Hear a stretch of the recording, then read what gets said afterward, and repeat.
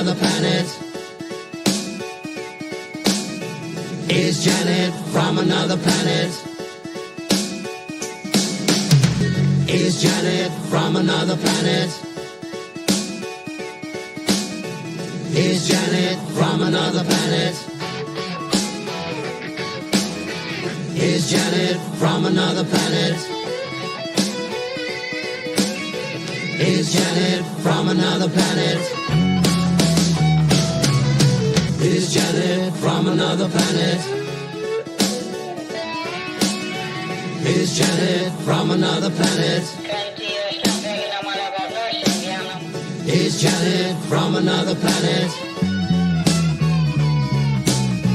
Is Janet from another planet?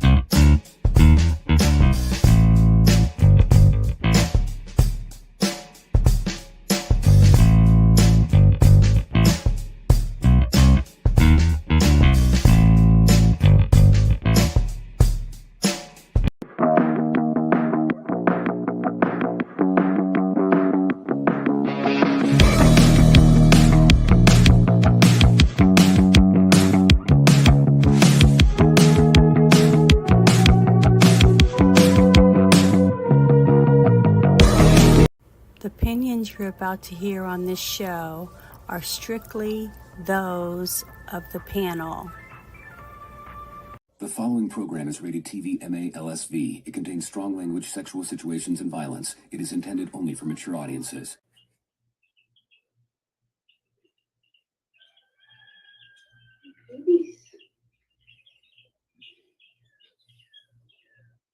Outside in the sun. Some exercise.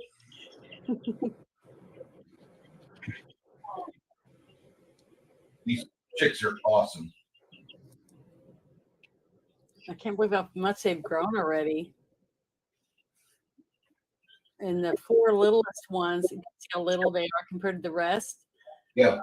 I have four little Bantams, and then I have a different coop that I'm going to keep them in away from the other ones once they get big enough where they can keep themselves warm. Because I have to keep them under lamps in the house until they're feathered. And their bodies just have that little downy stuff on them, and they can't conduct their own, they can keep their heat without feathers. I'm a big fan of poultry. I don't seem like it. You think I'd be big on pigs and a little bit more, which I actually prefer. I really prefer beef and pigs, but chickens are freaking amazing because you have so much opportunity to have, like, with just 2 hens per person, you can keep the house fed in eggs every day. Mm-hmm. Well, it depends on the breed of chicken, because all chickens don't lay an egg every single day. Yeah. They'll lay over 200 and something eggs a year, unless they're Bantams. Bantams lay like maybe 4 eggs a week. And plus, it depends on how long the sun's up. So in the winter, they won't lay as much because the day is shorter. I'm Got a a bunch of hillbilly. carnivores I'm in a the chat. hillbilly girl. Got a bunch of carnivores in the chat today. We got Shadow and Sun getting in before the bell. Hello, sir. How you doing? And Six Nation 31 Kings. My good friend Hello, Farmatron everybody. Lady. The Crafting Gamer.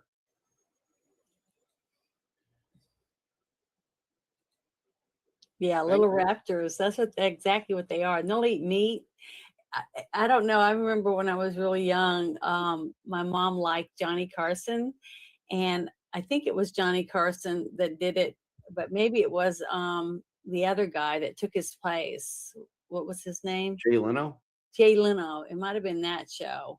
I just remember they had like chicken McNuggets on there, and they brought a chicken out and said, "Well, a chicken eat a chicken McNugget."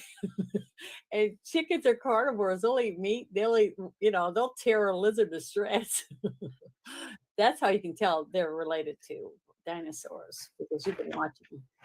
And when you have a T-Rex running around with those little bitty arms, you don't think it could be that destructive. But when you watch chickens go to town with that beak and they're running on those big legs like an ostrich or whatever, and they'll tear something to shreds.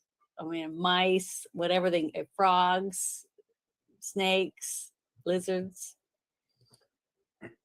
whatever they can get, they'll eat it.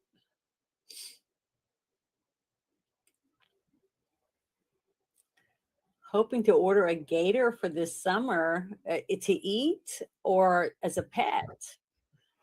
Ladies said that in the chat. Yeah, I saw that. Lady's like, that's a 20-piece McNugget right there. Yeah. And then he's like, healthy bunch of little velociraptors you got there. I love eating flesh. I'm trying to work my way up because I would really like to work my way up to understand chickens enough to be able to get me some of those big ones. I'm trying to remember what they're called right now, but they get really big. I mean, there's no way. Guinea pigs? Guinea bird? It's a oh God, I can't remember. I can't remember what they're called. They're giant chickens. They're just humongous. They're like turkeys, but they're chickens.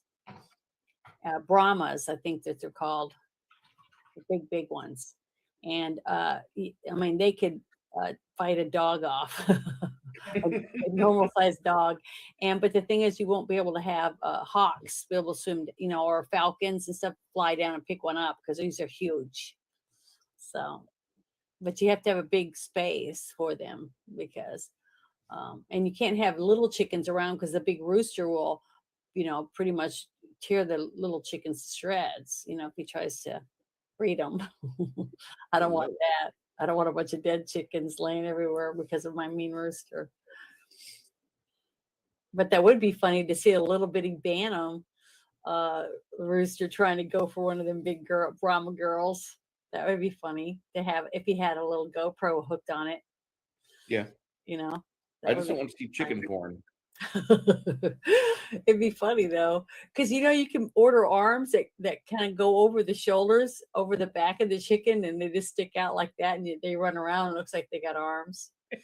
I mean, there's all kinds of fun stuff you can order for chickens. Shadow and Sun inquires, how's everybody doing tonight? How's everyone doing tonight? He asks. Janet, how are you? I said hello. I'm doing good. I'm happy. My chickens are all alive, and I've kept them warm and fed and happy apparently so far. I'm going to need to show you what Tim Pool, or Tim Fool as I call him. Yeah, you showed me his little coop. He's got a live stream chicken. That fucking thing rakes in money because people super chat it. Nobody's there to respond. So well, Janet, he's famous. He's famous. Maybe if when you get famous, you can have Janet's live chicken ranch. That's what I'm calling it. My little chicken ranch. Because isn't that what Dolly Parton called her thing, her chicken ranch? I will get completely Heidelberged on this. Yes, I will do it. Granddad used to get his hands tore up harvesting eggs as a kid. Yes. Chickens will do their best to, oh, you're going for that? Let me tear your hands up. Well, I put golf balls in there. And so when you take a couple eggs out, they don't get so upset because it still feels like they have eggs under them, but they're not. They're golf balls. So that's what I use. Yep, food. Couple $100 for a full prep gator for smoking. That sounds pretty Mhm. okay. Yeah, I love gator is so good. It's delicious. I love gator tail. Mhm. There is a Choke Canyon barbecue near you if you're in South Texas. They sell fried alligator bites. It's delicious. I like frog's legs. Still one of my very favorites. And escargot. I love escargot too. They're talking about the weather. Mm-hmm. Lady says the Tim Pool makes about $10K a month on that chicken feed. That pays for all his feed and everything. Yeah, that pay that. If He- 10K a month, Does he even take care of the chickens himself, or is he so rich he can have a chicken handler? I think he handles them himself right now. He's still doing the sustainable stuff, but he'll probably hire some people if he has not already. He has a staff for his live feed, but he still gets his hands wet and dirty with the chickens, which I'm proud of him about. That's the only manual labor that man has ever done. Yeah, I probably in almost his took life. a video and was going to show underneath my fingernails after I was out there working on my coop and stuff. And I was like, no, I won't do that. I should wear gloves. I always say I need to because my hands get so itchy between my fingers and stuff because I'm allergic to chickens. But I still take care of them. That's why my allergies are so bad since the chickens have been in the house. I can't wait to get them where I can go out because now they're starting to fly out and be on the ground, and I can hear them in there squawking because they're trying to get back in there with the other babies. And I have to go in there. Like the other day when we were playing DD, I had to run in there like 4 times to put chicks back in the little tub that I've got them in. You and Chris both have a healthy little flock going on. Well, I have big chickens too. That's why I have to have a little coop in there because I have to have somewhere to keep them until they're big enough to defend themselves from the big chickens because the big chickens can peck them to death. So I put a little coop in the run and some of them sleep. I have bamboo, going across in different directions. And some of them sleep in there and a couple sleep in the coop area. So until they get a little big enough, almost old enough to lay eggs, then I'll start taking them out and putting them in the coop on a piece of bamboo, and then I can take the little coop out. I guess I should probably talk about what we're talking about tonight. The movie, that's right. Yeah, I we're can talk about chickens all day. talking about chickens and tornadoes and like food. We're going to discuss on episode 49 of Girl, a Guy, and a Movie, the 1999 classic Payback with Mel Gibson, Maria Bello. Quite a cast. John Forsythe. What's his name? Who was he? The blonde guy that was the asshole? No, that's Gregg Henry or something. I'll pull it up here in just a second. Pro streamer moment. Oh, Papa likes my hair. You do? Yes. Yeah. I'm not going to dye it blonde. This is a wig, but it's as close. I've done my hair in this style before with a straightener because my hair is a lot curlier than this. But I was blonde a long time ago and it didn't help me at all. And it's a lot of work when you're not a natural blonde. But thank you. Gibson. I like it. Gregg Henry plays Val Resnick, the asshole. Maria Bello plays Rosie, the girlfriend. Lucy Liu plays Pearl, the interesting dominatrix. I loved Lucy Liu in this movie. She was so good and sexy, boy. She looked really good. Yeah, David. To be comfortable in an outfit like that and to be able to do the stuff that she was doing and not crack up laughing, but still be sexy, you know what I mean? And confident to wear hardly any clothes and do all the stuff that she was doing. She's a good actress. Yeah, she's a great actress. Definitely. That's really hard to do that. To focus on it. Sorry. Papa Cotton's like, that's just mean, man. James Coburn has the steam ceiling exclamation when his alligator luggage gets shot. He's just shooting my luggage. Oh, you gonna kill me too? I forgot that he was in that movie. When I saw James Coburn in that scene, it reminded me of the scene we did with Maverick, because it was the same two actors getting to work together again, but in two totally different characters, which I thought was pretty cool. So, yeah, he was a good actor too. You got Deborah Kara Unger, who played Mrs. Lynn Porter, the Porter's wife at the start of the film. Yeah, she's so pretty. Don't fall in love with her, boys. She kind of dies in the early stages, Act 1. You got Bill Duke and Jack Conley as the two corrupt cops in this film. Then underneath Chris Christopherson, you got William Devane and James Coburn. And you got a guy by the name of John Glover who plays Phil in this movie. And then Freddie Rodriguez plays a punk messenger. Gets his ear. I know. When I saw him, that wasn't John Leguizamo? No. Okay, because that's who I thought it was. I was like, he's that young? I mean, no. I thought he would be a lot older, but now I know who he is. He was the guy that played one of the morticians in the TV show Dexter, right? Yes. Oh, he was so cute. I loved him in Dexter, and I thought he was adorable in this movie, especially when he got the thing on his nose ripped out. That was so awesome. That was a really good scene. It was very believable, and it was smart on his part, because I never would have thought about pulling something off someone's nose to get them to open their eyes and realize you're going to kick their ass. You know what I mean? I thought it was a really good scene. He also plays Christian Bale's best friend in the movie Harsh Times, which, if you've not seen that, that's a really good movie. That you can like enjoy that with your buddies, but like your wife or spouse will probably be upset you watched it, because it's really asshole-ish. There's like some real, like, that's a good show for 32 Flavors and Nick Weiser to do. And I'm gonna have to talk to him. Toxic. It's toxic masculinity. Toxic masculinity night. Well, I really like some of those toxic movies. It's it depends. I mean, as long as they're not. I don't like movies where they're toxic and the men are mean to the women. You know what I mean? Or treat them trashy and stuff. I'm not into those. But I like a man that's beating guys up to protect the women. That kind of stuff. I think that's really good. So I think that's fine. Man, how you doing? Hope that Canada is a little saner today. I wish America was a little saner today. Okay. You've never seen this movie before in your life, and I'm a terrible person. I'm going to explain to you how I saw this movie back in 1999. I was in Big Brothers Big Sisters, and they only had the requirement, you need to spend 2 hours with this kid every week. And I'm like, well, fuck it, we're going to go see a movie.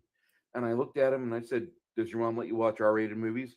Yeah, all the time. And I asked her, I said, do you let him watch R-rated movies?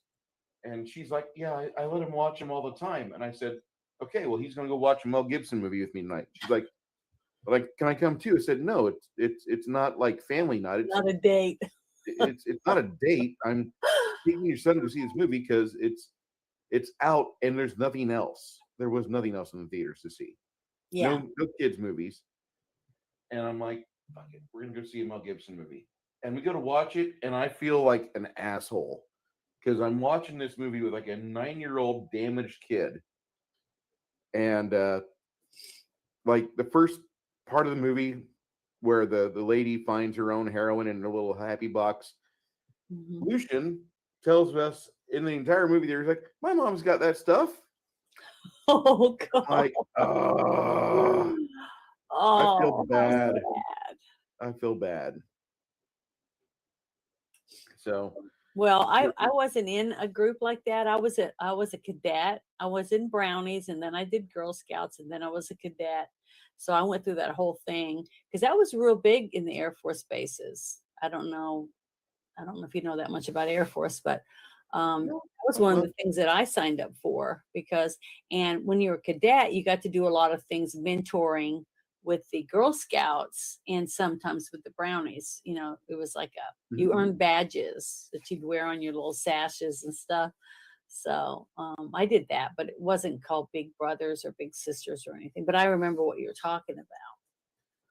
But Big Brothers Big Sisters is supposed to be like a nationwide, like you've got a couple extra hours a week, and so you can like be a positive person in a young person's life who is probably going to fall out of school, or they're going to turn into like a convenience store robber, or they're going to be like a problem. Yeah, a criminal. And that's what BBBS is. It really is. It's like it's the last chance. Like a kid has a chance to see like what normal quote unquote normal people do, you know. And so like you try like to thank God this is in the 90s when cell phones weren't everywhere, and like I couldn't pull up Reddit. Hey, you want to look at some dommy mommies right now? You want to look at some big busty fucking big titty goth girls?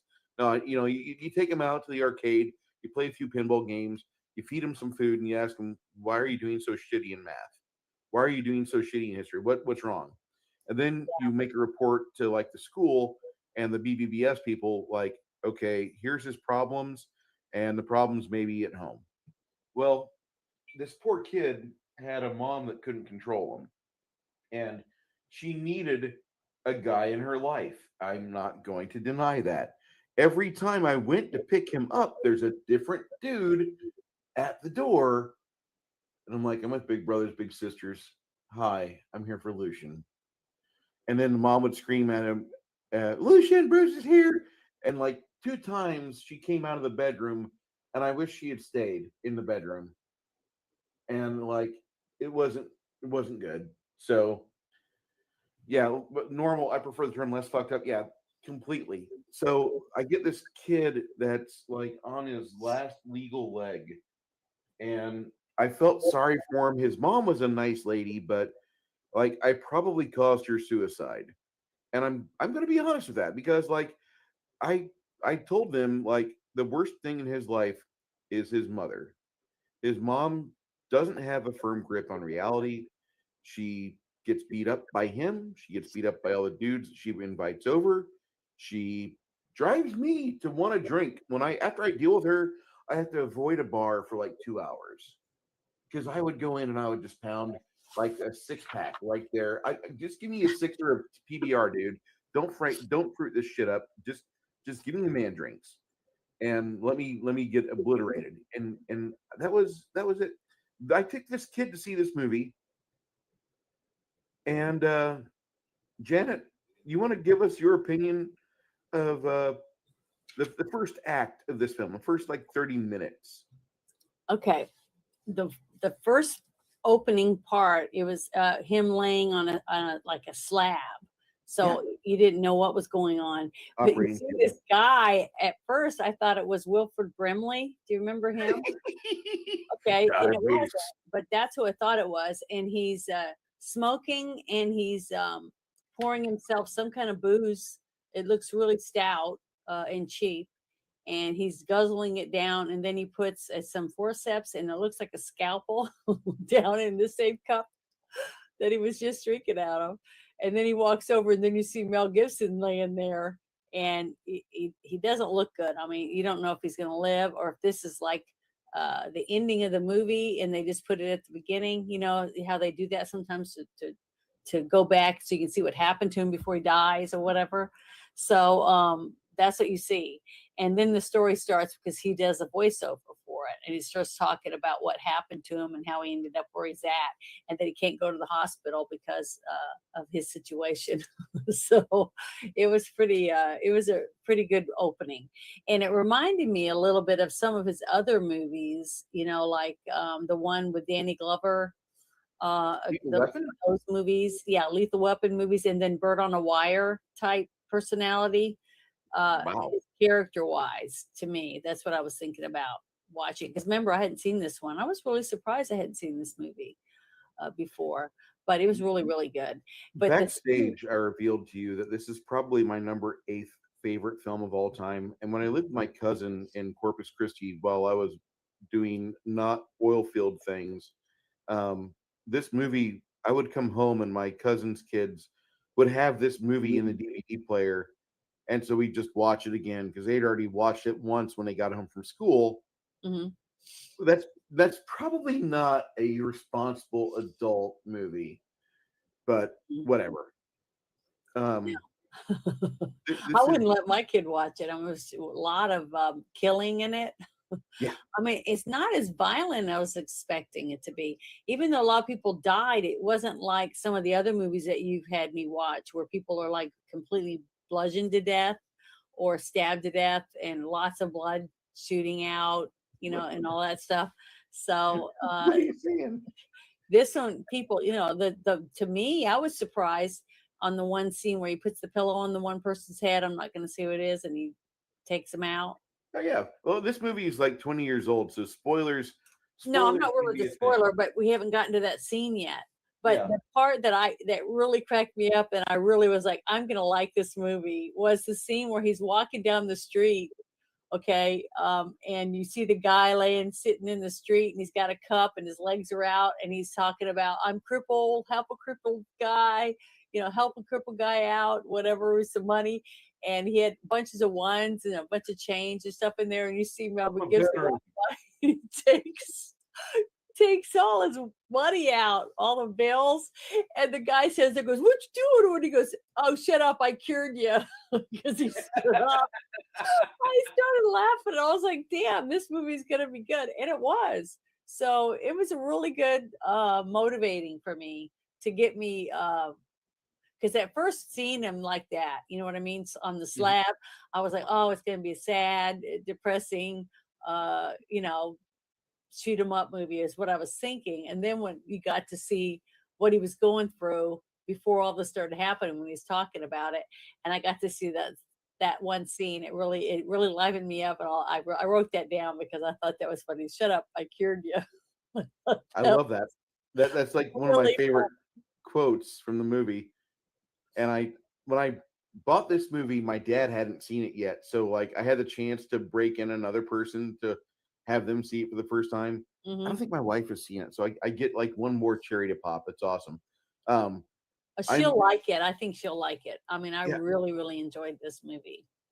I love this film, and the fact that Lucian and I left the theater, and he says to me, he's like, "Bruce, have you ever killed anybody?" I said, "Well, probably not, but I mean, I've done bad things, but I mean, that was like, Navy time." And he's like, "What do you mean Navy time?" I said, "Well, like you get told to do things, but you're in like a compartment in a small room, and you can't see what's going on outside the ship.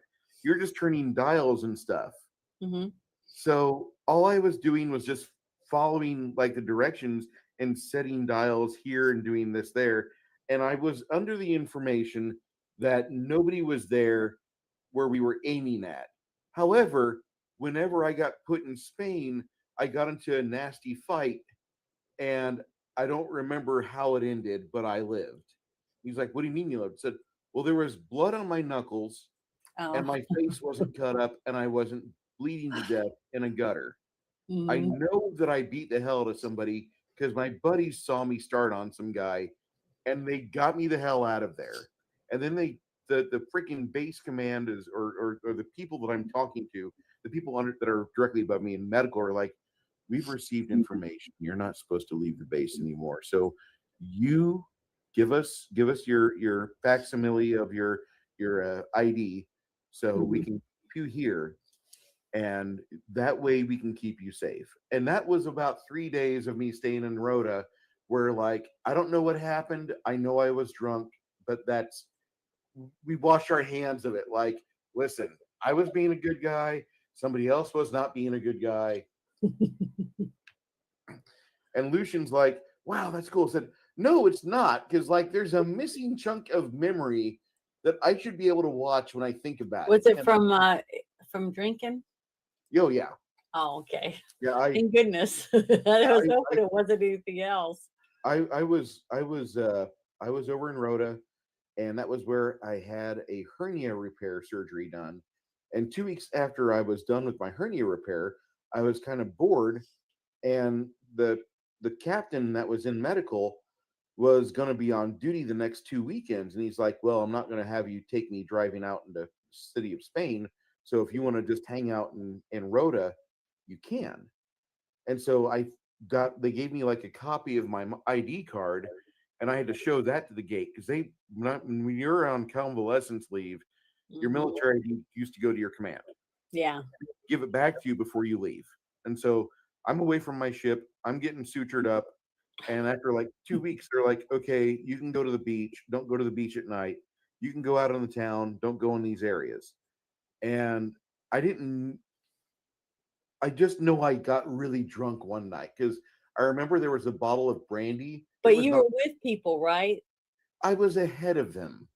I Oh, was. okay. I Because was. I was an if they idiot. if And they pulled you out of there, they must have seen you doing something you weren't supposed to. they were Maybe like you a could have. block behind me, Oh, and they okay. saw me. They saw me get jumped, and I know I head butted somebody, and that's where memory stops. Oh, that makes sense. and, and I will say that in Spain, I was thinking about this the whole time when I'm walking around Rhoda. Like, they've got people have their walls at the sidewalk. You don't enter their yard. There's a wall there. You can Hmm. walk on the sidewalk. Don't go in their yard. Their yard has a wall, and they have glass shards sticking up, broken bottles. Tetanus is there. Hmm. Don't fuck with the walls. Don't try to go over them. Don't try to get into somebody's property. It's a very nice way for like clear delineation. You're responsible for your idiocy. And You got to read the chat.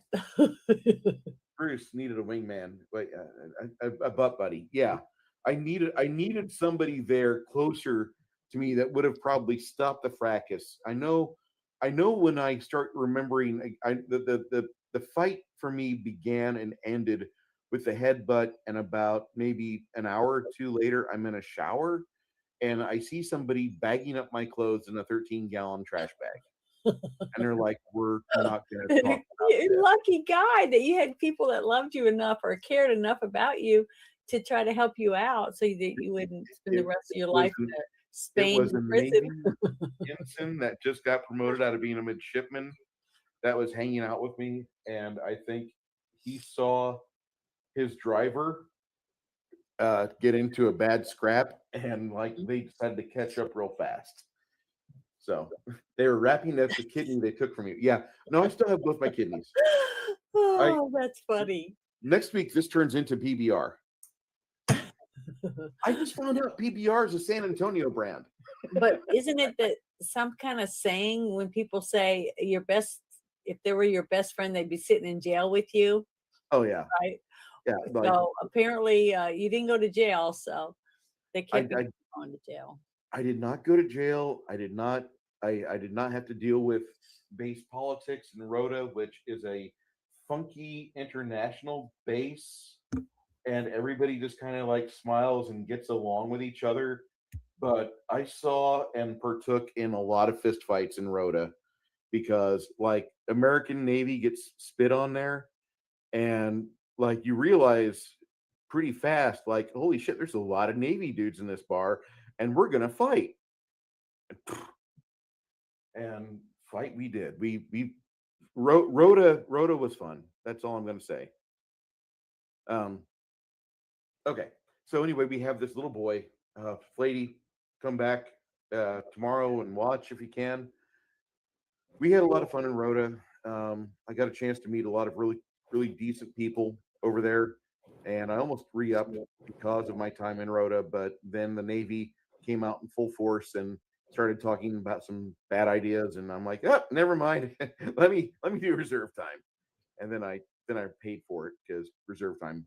I should have just done active. To 8 years active. Flady. Bye. Yeah. Have a good night. Thank you for stopping by.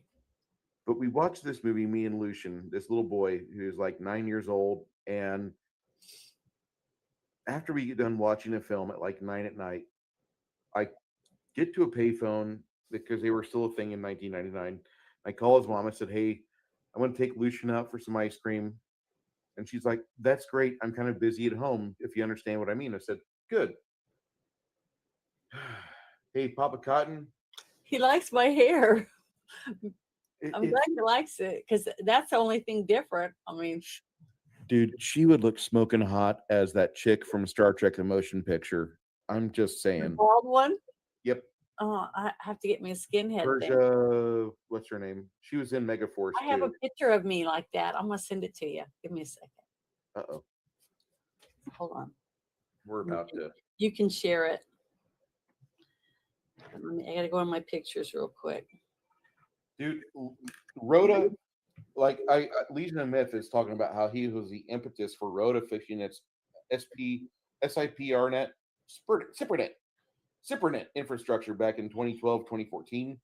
And SIPRNet was not anything we used in 96, 95, 94. No, they didn't have that shit. Rhoda was like behind the times. It was the keep on the borderlands Navy base, literally. And like every Navy would go there to Rhoda, hang out, get drunk. The Air Force would go to Rhoda and they'd get drunk. And they'd get drunk so bad, like Rhoda was a separation base. Rhoda was a separation base. When you were getting out of Germany or out of somewhere that was not friendly or not great, you'd go to Rhoda and you would go through your physicals and all that crap and then process out. And then they fly you back to Philadelphia and then you go to your home of record. That was what Rhoda was doing in 95 for a little bit. Well, the Air Force was responsible for these giant flights that were basically ugly ass C-747s that were trying to be like civilian flights. And so you could fly your family overseas back to the States. And Rhoda had these flights full of Air Force staff that realized being in Rhoda was more cool than flying back across the Atlantic. And so they would delay your flight by 3 days because everybody would be on a bender. Yeah. That was Rhoda, Spain. That was my experience with Rhoda, Spain. You're going to go back on this date. You're going to go back on this date. Nope, no, wait. Your crew got held up. They're going back on this date. Wait, your crew had to get their anthrax shot. You're going back on this date. I never got to go to Spain. Was it beautiful though? I will have to get my photographs from Spain and have to show you guys that on the stream someday, but I loved it. Most of my photographs are gone. I still have my Rhoda photographs, but I went to like Seville and Barcelona and Palma de Mallorca, and I could have been like all my other Navy buddies that were not gay, and they married some Spaniard and they stayed there in Spain the rest of their days. Like I know a ton of dudes that they did that. That was like the king move, like what Legion of Myth did, where he said, you know, I married a Japanese lady while I was in Japan, and I am a weeaboo, and he's completed his task of marrying properly. You know, he got the geeky wife, and you know he's got the good life going on. Most guys I met, whenever they would find a Spaniard lady, the Italians call it the thunderbolt. The thunderbolt is the thing you get hit by when you see somebody that's just so beautiful, or they have a resonance about them that you identify with, and you want to like make sure the next time and every time she has sex from then on out, it's with you. And that's the thunderbolt. That's like what you know when you meet somebody that's got that about them. That's the thunderbolt. And a lot of dudes I know got hit by the thunderbolt. Well, Spain. they have a beautiful olive complexion, Spaniards, right? Olive or really Irish white.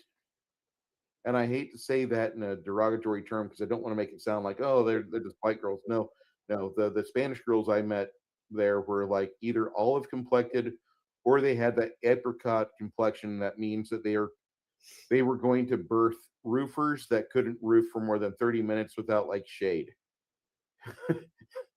They they were going to make some very, very pasty white people, and that's fine, because Spain is cool like that, and it's really interesting. You do have some Portuguese that are there too, and I always found them to be actually they have the darker melanin, almost like what you see here in South Texas with a lot of the tribal blood.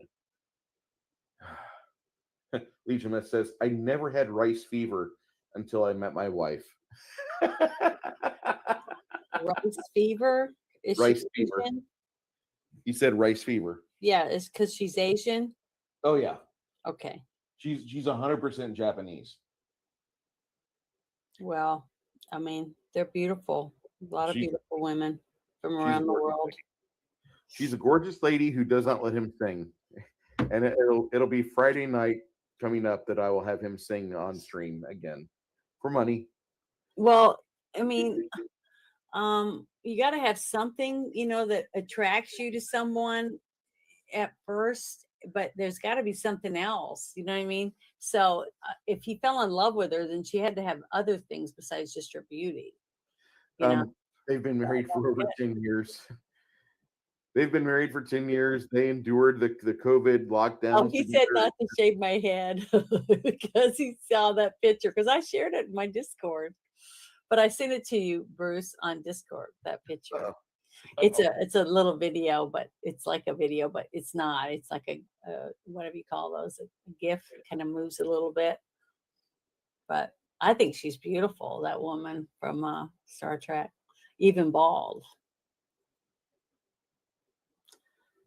But yeah, I just saw that. He said, "Don't shave your head." Don't worry, I won't shave my head. The only way I'd go bald is if I had cancer and I had treatment. There it is. See, that's what I'd look like bald. It's a great costume, though. I now that I'm thinking about it, I just might have to do that for Halloween this next year. Or this year, I mean. It's now the new year. So we'll see. Apparently it must be going good because everybody else I know during the COVID lockdowns, the military guys, like all my divorce lawyer friends started hitting my military buddies up like, how's your relationship doing? Are you on lockdown? Are you killing each other yet? Well, let me know if you need me. Here's my rates. And they would just went down the line. Anyway, yeah, Bowsette's like, she's actually not bad looking bald. Most women cannot do bald at all. Yeah, exactly. I told you, Janet could smoke it still with like. Well, if I have cancer and I'm bald, I'm going to be all like pale and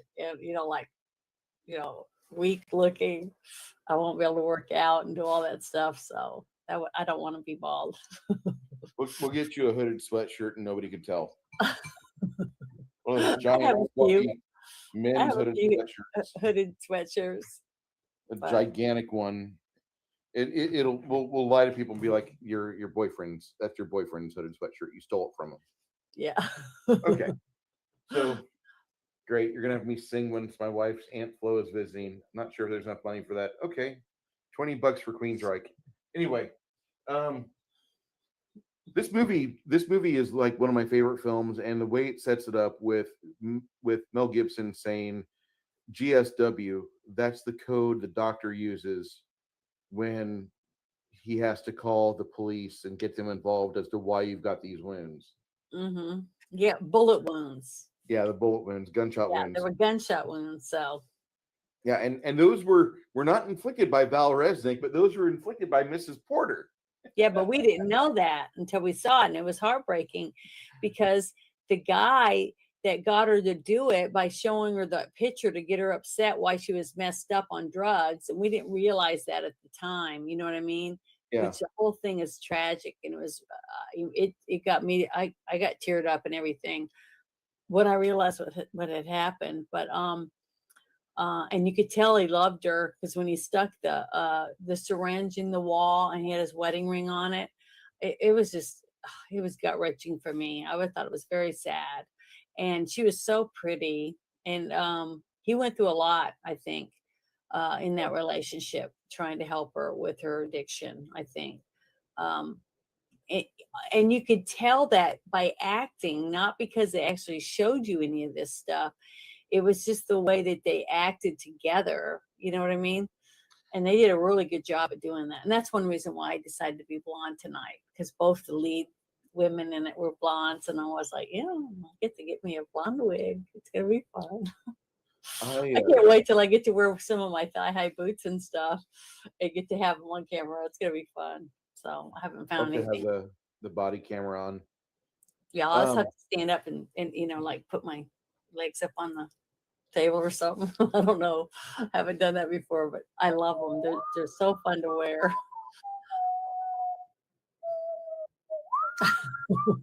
I think lots of women like, doing that stuff, like dressing up. It's fun to dress up. That's why I think so many women love cosplay and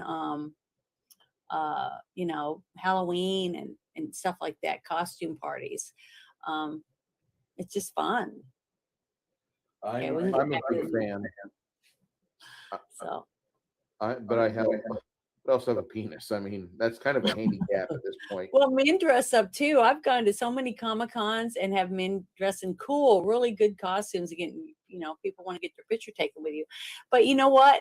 To me, I'm more impressed by people who make their own costumes and try to look like it instead of all these women. Because you can go to these real slutty cons where you just have all these porn stars dressed up in furry costumes and stuff, and they're all like body art and all that stuff, because they have professionals that do their makeup and do all their hair and make their costume stuff for it. And all they walk around is with their fake boobs and their fake butts, and all the guys are drooling over and want their picture taken and spend hundreds of dollars just to hang out with these women, when they can go to Comic-Con, have a great time and get pictures taken with regular women that went through a lot of work because they love what they're doing, and get your picture taken with them. So that's what I recommend. I think you have way more fun going to Comic-Con than going to one of those porn cons or whatever they're called. OnlyFans con. Probably. Dowsette and I both hate the furries. This movie, this is like one of my more interesting films I watch, because you find out about Mrs. Porter got back into heroin after being racked with guilt for shooting her husband, which you meet him at the start of the film. And this is like one of those movies. And the thing though with that is you don't know how long it's been, how long the time went between him being shot, okay, and the bullets being taken out, into this, all of a sudden you see him when he comes back to their house or their apartment, and he follows her in. You know what I mean? 5 and, months. 5 months? 5 So months. she thinks he's dead then. So she thinks he's dead, and she's relapsed big time back into her heroin addiction. Yeah, and that whole thing is just really sad. That is a terrible part of the film. And I mean, it does a good job of giving you reasons as to why characters are the way they are. And then once he sees that she is passed, he nails that syringe on the wall with a wedding ring in it. And the punk rings the doorbell, and he goes to work on the guy's kidneys, which is a masterful idea, because it's going to keep him immobilized there, and he can get some information out of this kid. And he finds out Val Resnick is the one supplying the heroin to Mrs. Porter. It's like, damn it. I already know what I got to do, but this is doubling down. I've got to talk to Val and see why he's hell-bent on ruining every aspect of my life. And, but the scene though, where he's in the room with her, and she thinks she asks him if he's going to kill her. It's almost heartbreaking.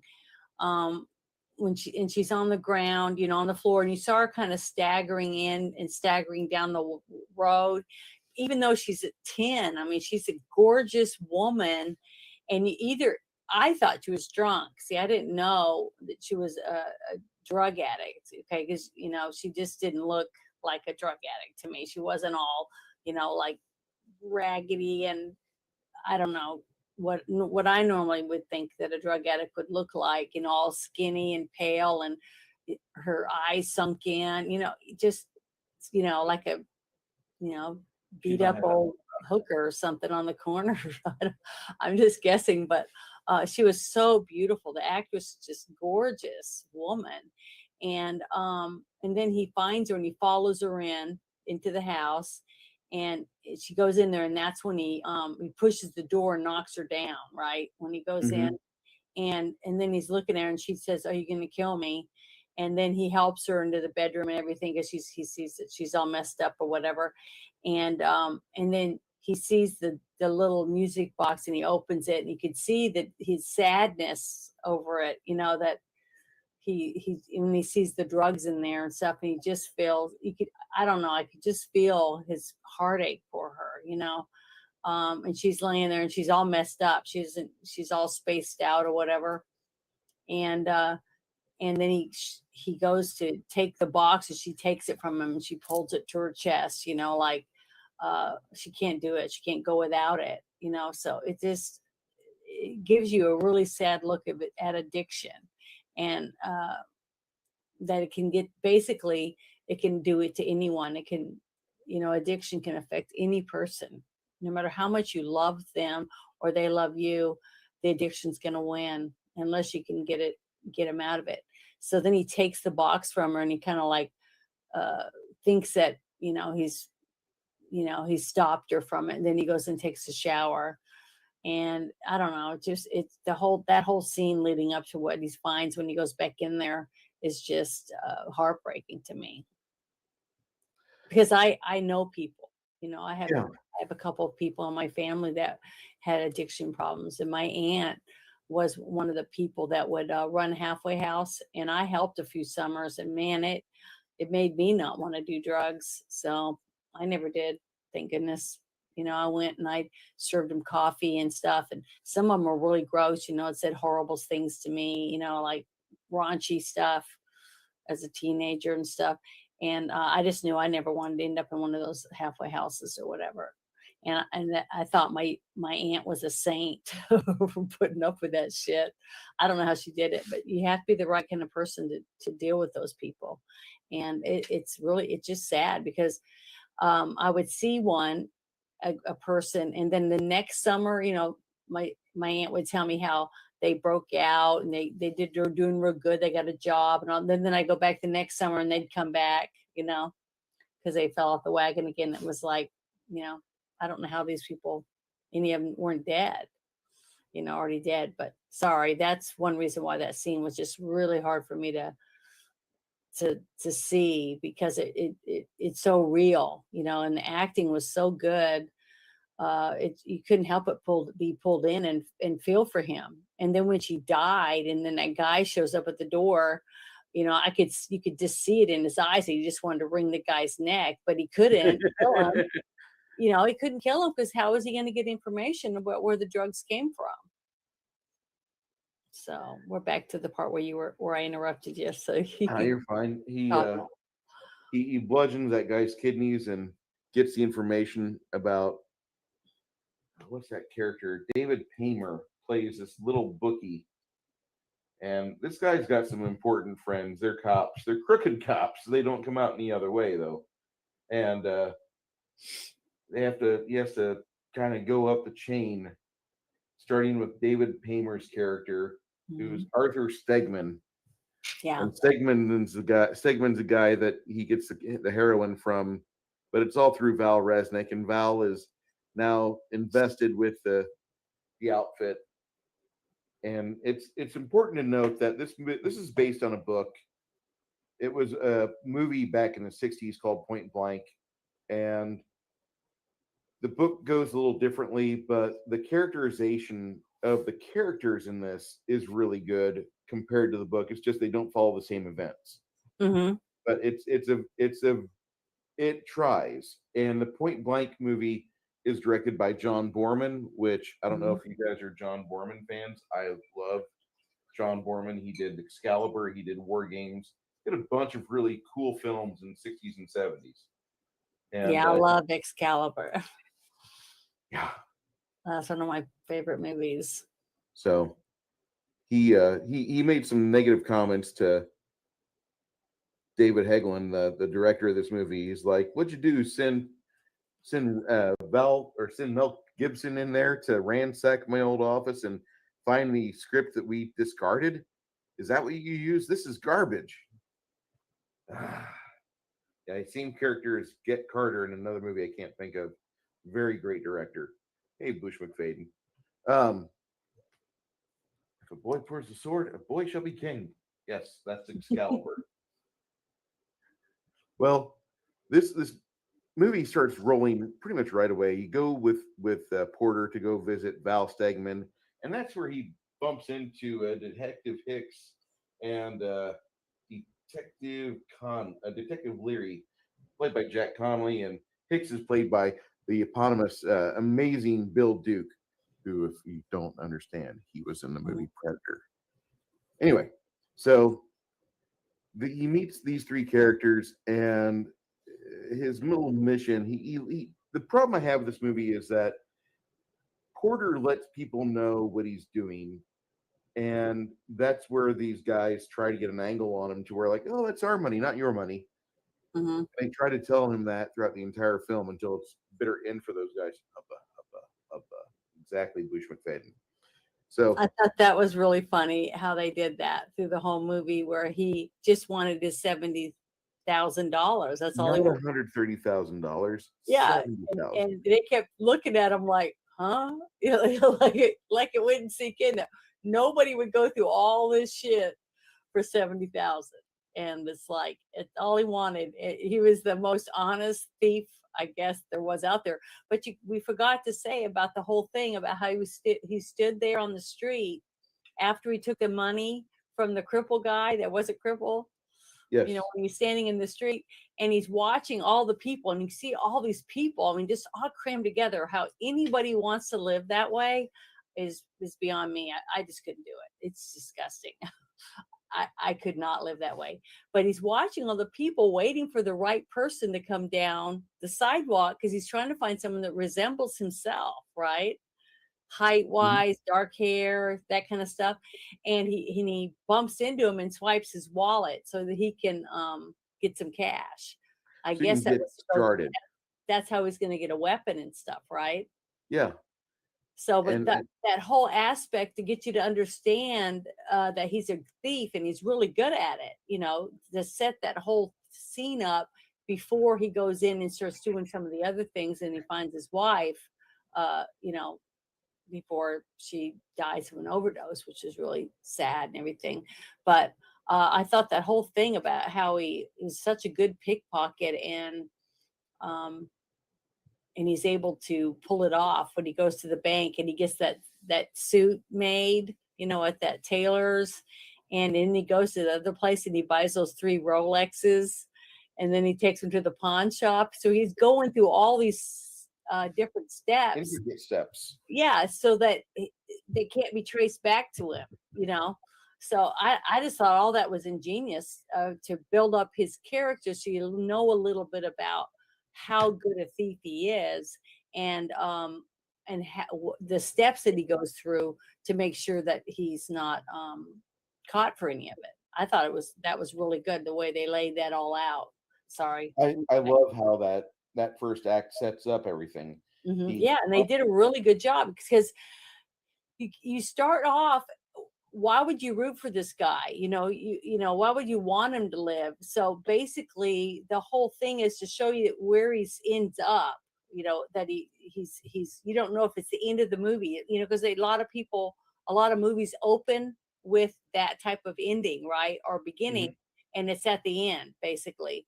So you have to feel for the character to see whether or not you even want to see him successful. You know what I mean? So I like that. I like the whole way that the voiceover of him telling the story and explaining step by step of how he ended up where he was at. And then once he's past that and he's healed, he's still going on telling the story about basically of who he is and how he's going to get revenge now and get his money.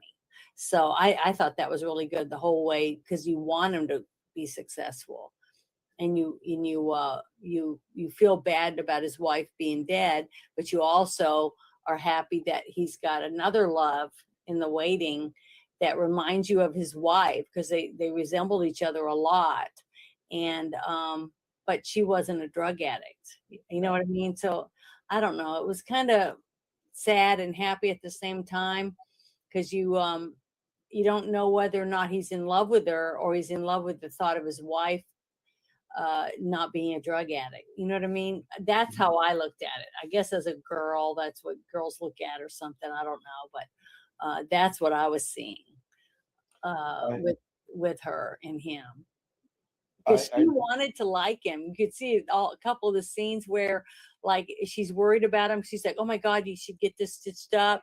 And then he says some lame ass comment, and she just goes, "Ugh," and just walks off and leaves him.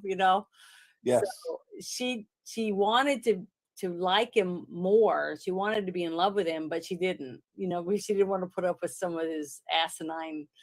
I guess that's because that's some of the things that made me really feel have real feelings towards some of the characters, because that's the kind of stuff in real life that you have in real relationships, because you love this person, you're in certain moments you're willing to just lie for them or cover for them for their job because they couldn't get up because they had a hangover, all these things.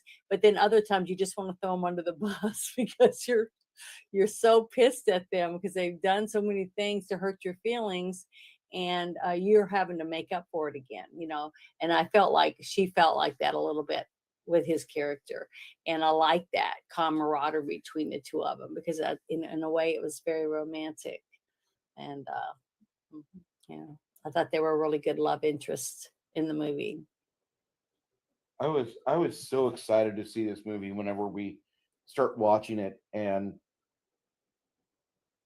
he gets his 3 Rolexes cashed in for the guns, and then he starts on his little crusade, and he meets up with Stegman, meets up with the two crooked ass detectives, and then finally, after he deals with them, he gets to go meet John Forsythe's character. And John Forsythe, I don't know if you guys remember Knots Landing or the other really bad late night CBS. There was a collection of really bad CBS soap operas. Yeah. And for a long time, you had Knots Landing trying to face off against Dynasty, and it just always failed. But William Devane plays Carter. Yeah. And he meets Carter. It's great. Yeah. And negotiations don't go well.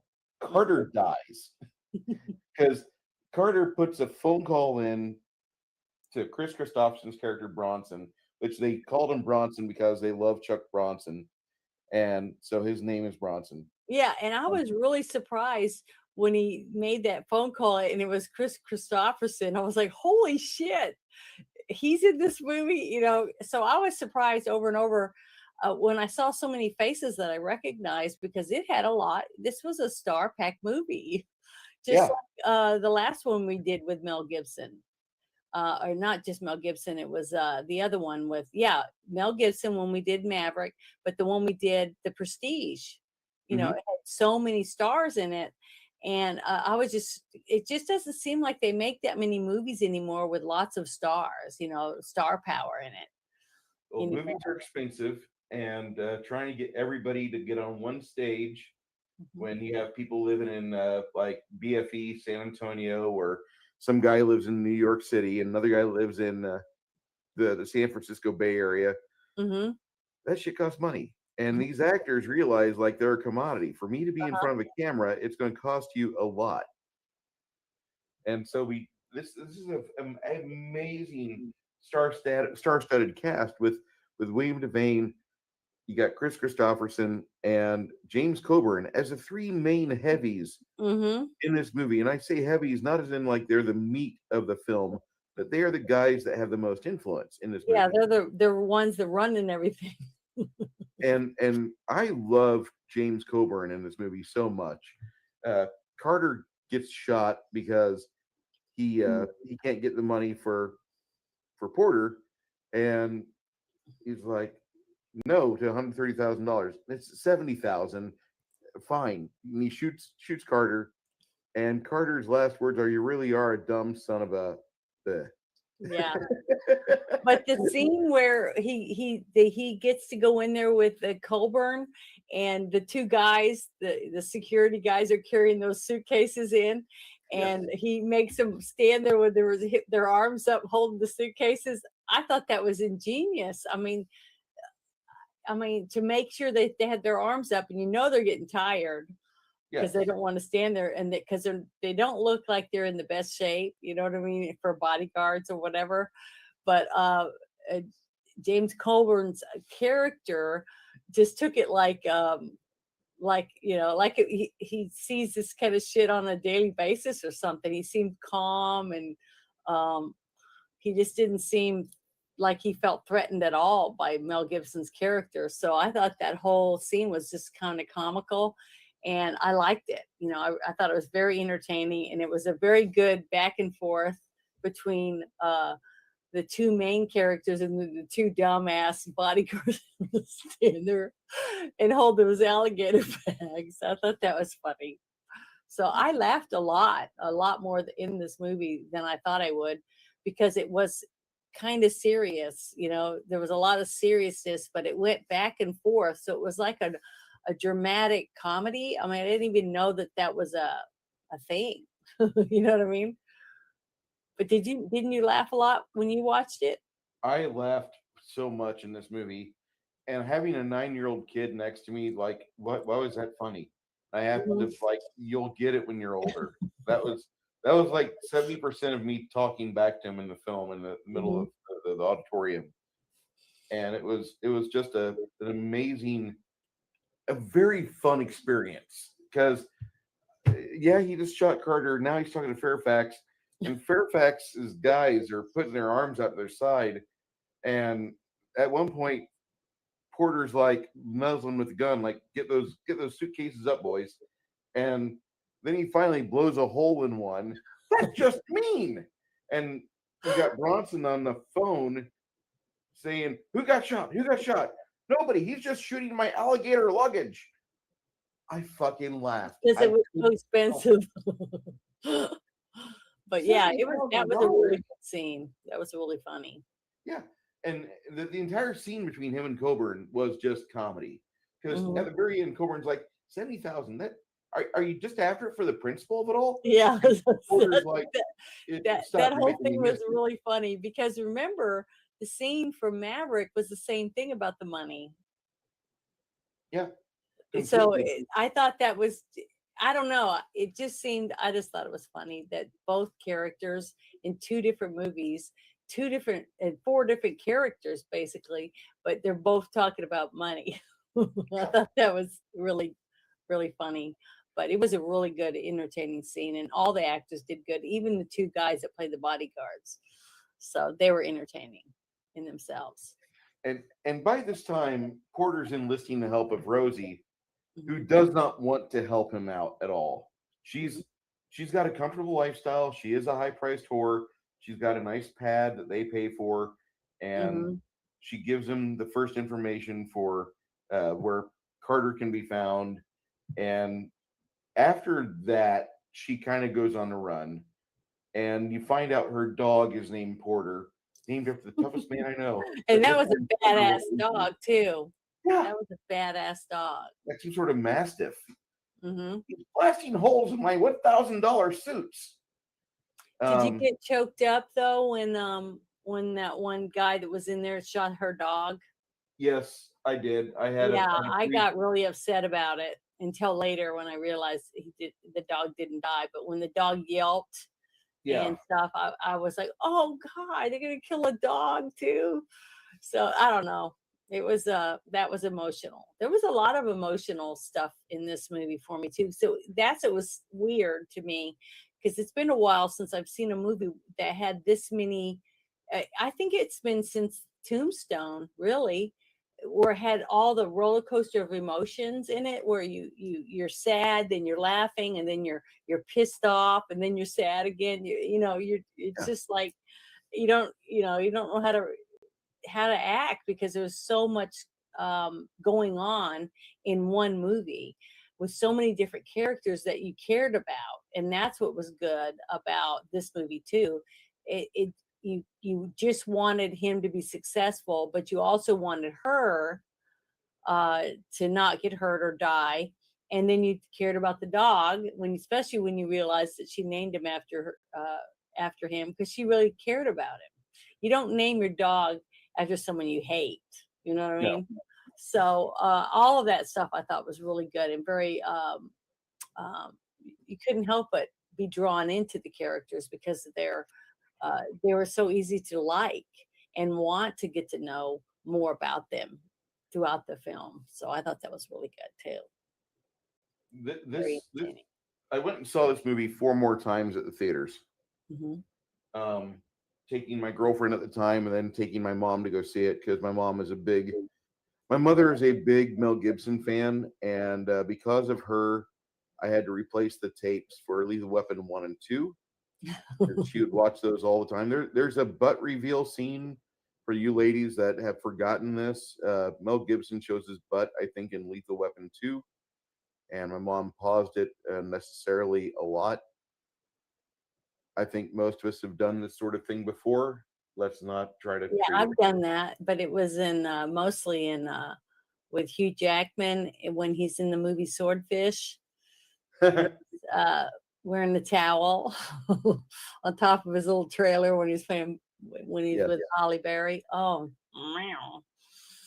Yeah, Every scene with Holly Berry. That's all I got to say. I loved her in that movie. Oh, he was hot in that movie. His wife did an interview. Mel Gibson's wife did an interview after years after that, but I thought it was so adorable because she said that when he made that movie, that he would call her and say, he'd be done in an hour or whatever. She's like, leave the tattoos on when you come home. It was like, wow, she was a lucky woman to get picked up and thrown around a room by Wolverine. Oh, can't even imagine what that'd be like. But yeah. Sorry. It's all right. Yeah, Legion of Myth was like, sounds like all of my VHSs of Rebecca De Mornay in the 1980s. Yes, absolutely. She slayed it in Risky Business, and then she still looked good in Three Musketeers 1993. And Rebecca De Mornay. She was also in some movie where she played a babysitter, and the lady from some Robin Williams movie was in it, and she couldn't breastfeed her kid anymore because Rebecca De Mornay was breastfeeding her kid. And Rebecca De Mornay is just a nanny, but she realizes that she can drive I remember the movie. It was like a thriller, and The Hand That Rocks the Cradle. Yeah, absolutely. That's it. And she was trying to get rid of the mother, take her place. Yeah, it was a psychodrama or something. Yeah, she was a nut. So yeah, that was creepy.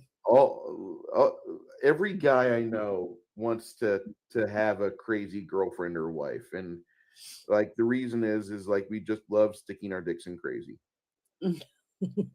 Never forget, and God Made Woman. Absolutely. Ernie Hudson was in that too. I guess that's why I wasn't popular in high school, because I wasn't crazy. I guess I didn't act crazy. I was too down to earth. Hey, Kronos, how you doing? Welcome to the party. Maria Bartiromo. There's Maria Bello, not Bartiromo. Bartiromo's the dog. I love Maria Bello. She's like one of my favorite Hollywood actresses out there. She's done a lot of good films, a lot of small films too. Mm-hmm. But she can get Resnick through the employ of specialty prostitutes because he's barred from using outfit prostitutes. He beats them too much, and so Porter finds Resnick during a session with triad-connected dominatrix named Pearl, played by Lucy Liu. Go ahead. I know you want to talk about this. Hey, Gross. Oh yeah, that was a really good scene. You didn't enjoy it? I think every hot-blooded American male would want to get beat up by Lucy Liu. I mean, I don't understand the concept of wanting to inflict pain on someone, but I guess a lot of people are into that. S&M. Is that what it is? Is it S&M? We could call it that, sure. Or I don't know. I can't. I believe Sadomasochist. it is Isn't S&M. that what it is? I don't want to like be wrong on my fetish plays, but I believe it is S&M. She's a serious dominatrix that can't really do a lot of damage. She's a tiny little thing. God Yeah, bless but it would still hurt. I mean, she looked like she was, but what was so adorable about her is she was smoking hot, in this skimpy outfit, and she just looked really good. But when she's whacking them, she does that. Oh, you're thinking about it, because she was getting so turned on by just beating the shit out of somebody, and I just thought she did such a good job, and not laugh, because it would be really hard. That's really good acting to be able to beat somebody up and moan and do the sound effects and stuff without laughing afterward. So she was really good at it. Yeah, and when I watch this movie again, I don't know how you can watch this movie and not like enjoy all the female scenery in it, because if you're a Yeah, guy, there's a lot of wake good scenery in it. if you wake up with a boner in the morning, you've got Maria Bello, Deborah Unger, and Lucy Liu in this movie. It's like the trifecta of sexiness in 1999. Yeah, they were all beautiful. I mean, it was just sad though. The very first blonde was really, really pretty. Died with a needle sticking out of her arm. That was sad, but she was very, very beautiful. And then Yes. the girlfriend, she was really pretty and gorgeous. And then you had the hot Lucy Liu, getting all decked out, because she's just beautiful. She's just a beautiful woman. Mm-hmm. Even when she's in her vehicle with all her companions or brothers or whatever, her clan, they're Yes. trying to take him out. I mean, she was hot in the car too. And then when I love that scene. the scene where she's sticking out of the window, she's telling the guy he's fat or whatever, and he comes over and he punches her in the face. That whole scene, and she's like, oh, she moans when he hits her, you know what I mean? It's Yes. not the normal reaction that a woman would make, because what's funny too is you see a lot of these movies and the women are getting beat up by their husband or their the thug, on the street, and the women are screaming like, don't hurt me or whatever, and they're wimping out. But if she's walking down the street, just all tiny and beautiful, and some guy comes up her and he punches her in the face thinking he's going to be able to take her purse or whatever, she just goes, oh yeah, or whatever, gets all turned on by it would freak out a guy, I think. Especially he would think that, oh my God, I hit the wrong woman. She's going to kick my ass, that would have been a funny scene. But that guy really did punch her lights out, that other guy. But their first reaction when he first hit her, I thought the whole interaction was funny.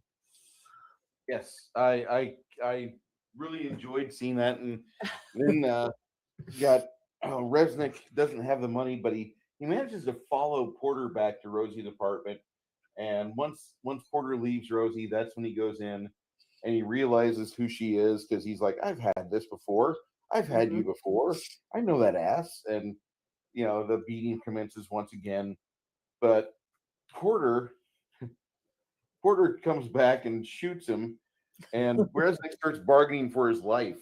Yeah. And gives him the names of the outfit bosses, Fairfax and Carter, and he goes after Carter afterwards. But Resnick doesn't have the money, so Porter basically puts a pillow over his face and shoots him. Rosie kind of goes a little PTSD at this point. Yeah. and God bless her, but like you would think she'd be kind of used to this sort of thing. Nope, not at all. And this is a part of the business that she's not wanting to be part of, just want Yeah, to be but near. plus you got to remember too, how often in her life has she ever come that close to dying? To Yeah. actually feeling like this was it. This was over. You know what I mean? Yeah. And if Porter hadn't showed up when he did, and the guy had already shot her dog, so her dog wasn't there to even protect her, right? So she really thought she was going to die. So when she got to see, everything that unfolded in front of her with Porter, I think it made her realize that, he saved her life, basically. So all the feelings she already had for him were just like, what, intensified, because she was like, damn, this guy's in love with me, he loves me. And now I'm, I can't do without him. He just saved my life, basically. I don't know if they're that strong yet. They realize they like each other, and he always did good for her in the past, and there was that attraction then. But no, I do think from way back when, I think she really did love him. She just she wasn't head over heels in love with him, because she knew he was married, and that he wasn't going to leave his wife. You know what I mean? She'd already been through that. So once she realized his wife was dead, when he said that she was dead, she took it, like it was sad, but she was kind of like, oh, he doesn't have that, hanging on him anymore, so that now he's available. But if what he's going to do is he's going to die, because there's no way he's going to be able to take out the company. You know what I mean? Mhm. So I think that, she just basically realized that, oh, well, he's going to die. I'm probably never going to see him again, because it's over. And then when he shows up, she's like, just shocked that, that he was able to do, and that he saved her life. So I think that intensified all her feelings for him. At least that's how it came across to me in the movie. I really like that scene because it kind of brings some things to a head, Mm-hmm. and it's kind of the start of the third act when he puts that pillow over his face. And there's a couple different ADRs there. One of them is "What good are you?" and there's a couple others, but basically he's like, "Well, you don't got the money. What good are you?" He puts a pillow over his face, pulls the trigger, and And then he gets his revenge. yeah, The guy that got his wife so upset and that she hooked on wanted to kill him, and stole his money, and then helped her get the drugs that killed her, right? Correct. So basically that one man is what ruined his life, basically. And he's going to get it back. Give him a moment. He's going to get it back.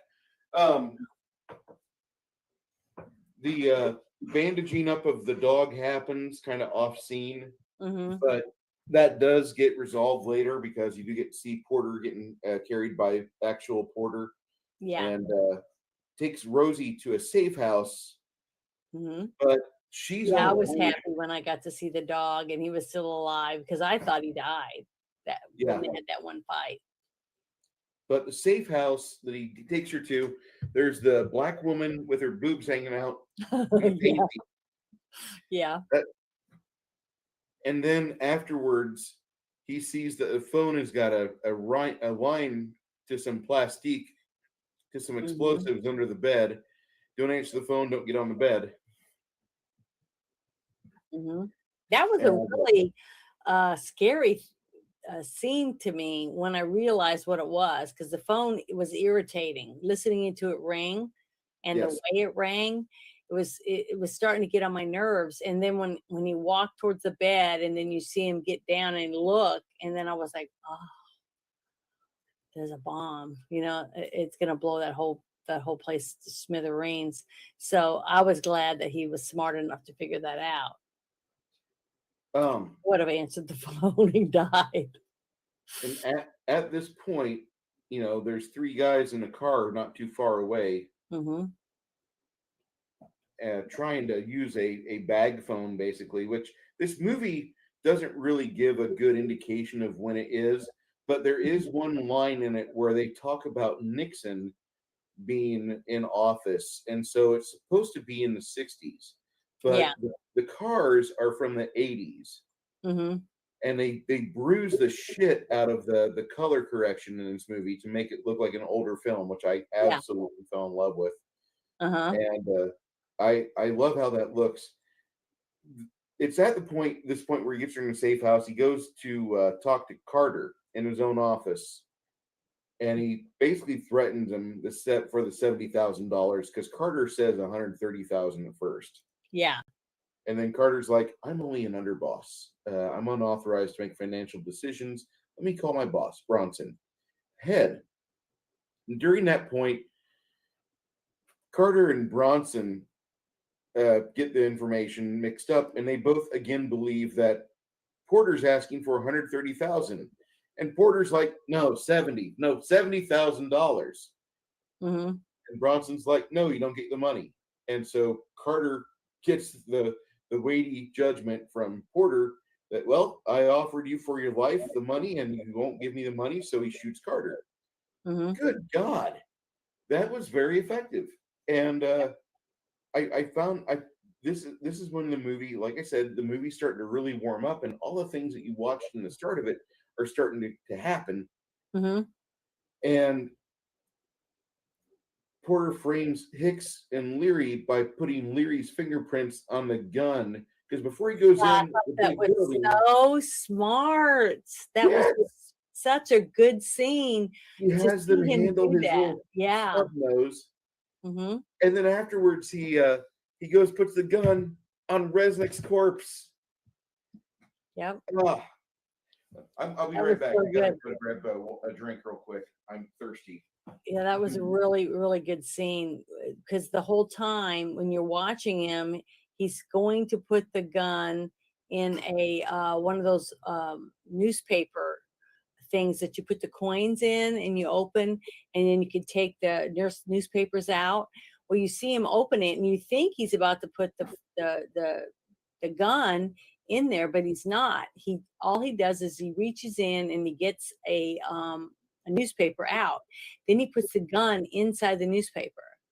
So to me, I didn't understand what he was doing. And then when he walked over to them, the three men in the car, and you got the goofy dumbass sitting in the back seat that is the one that was setting up the drug deals for Porter's wife, the one who ended up having the overdose.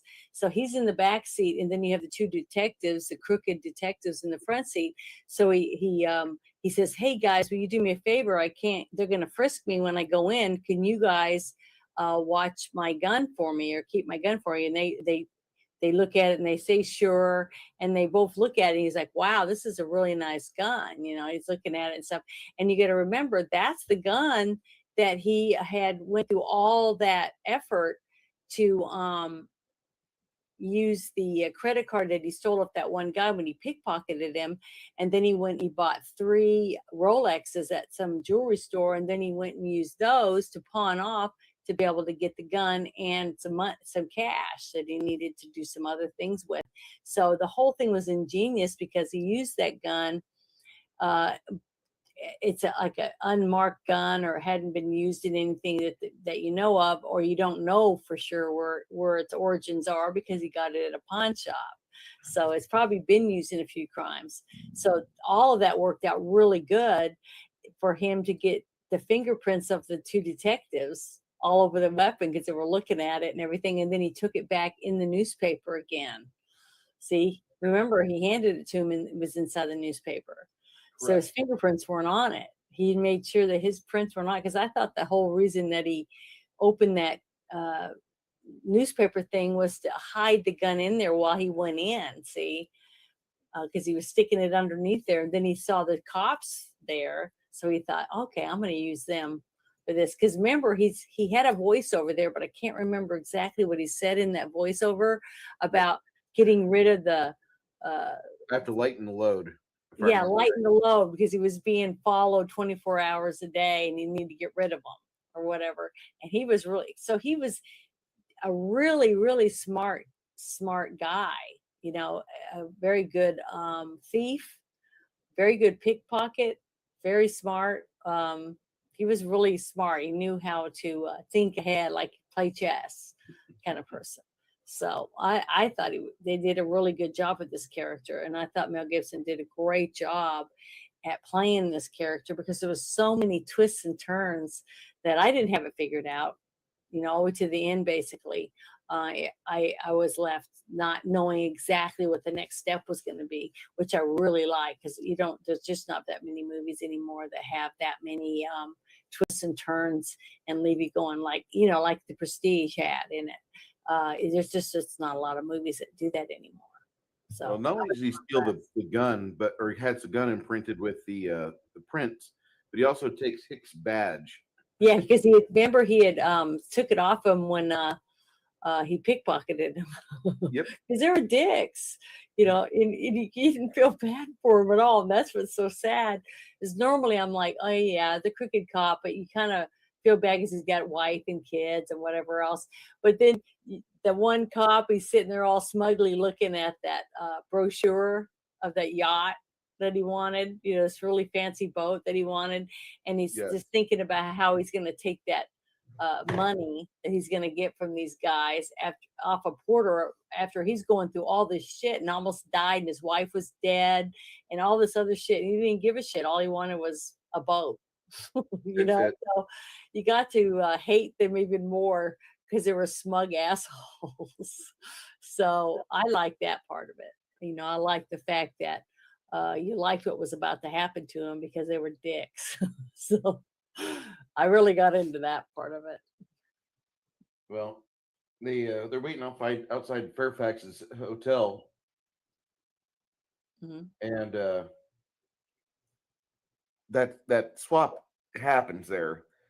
Plants the gun and the badge on Resnick, and then he goes to a fight with Rosie dolled up to the tins because during the conversation with Carter and Bronson, Bronson's son gets his 18th birthday present, which is a new car you get to see. You don't know what type it is till later.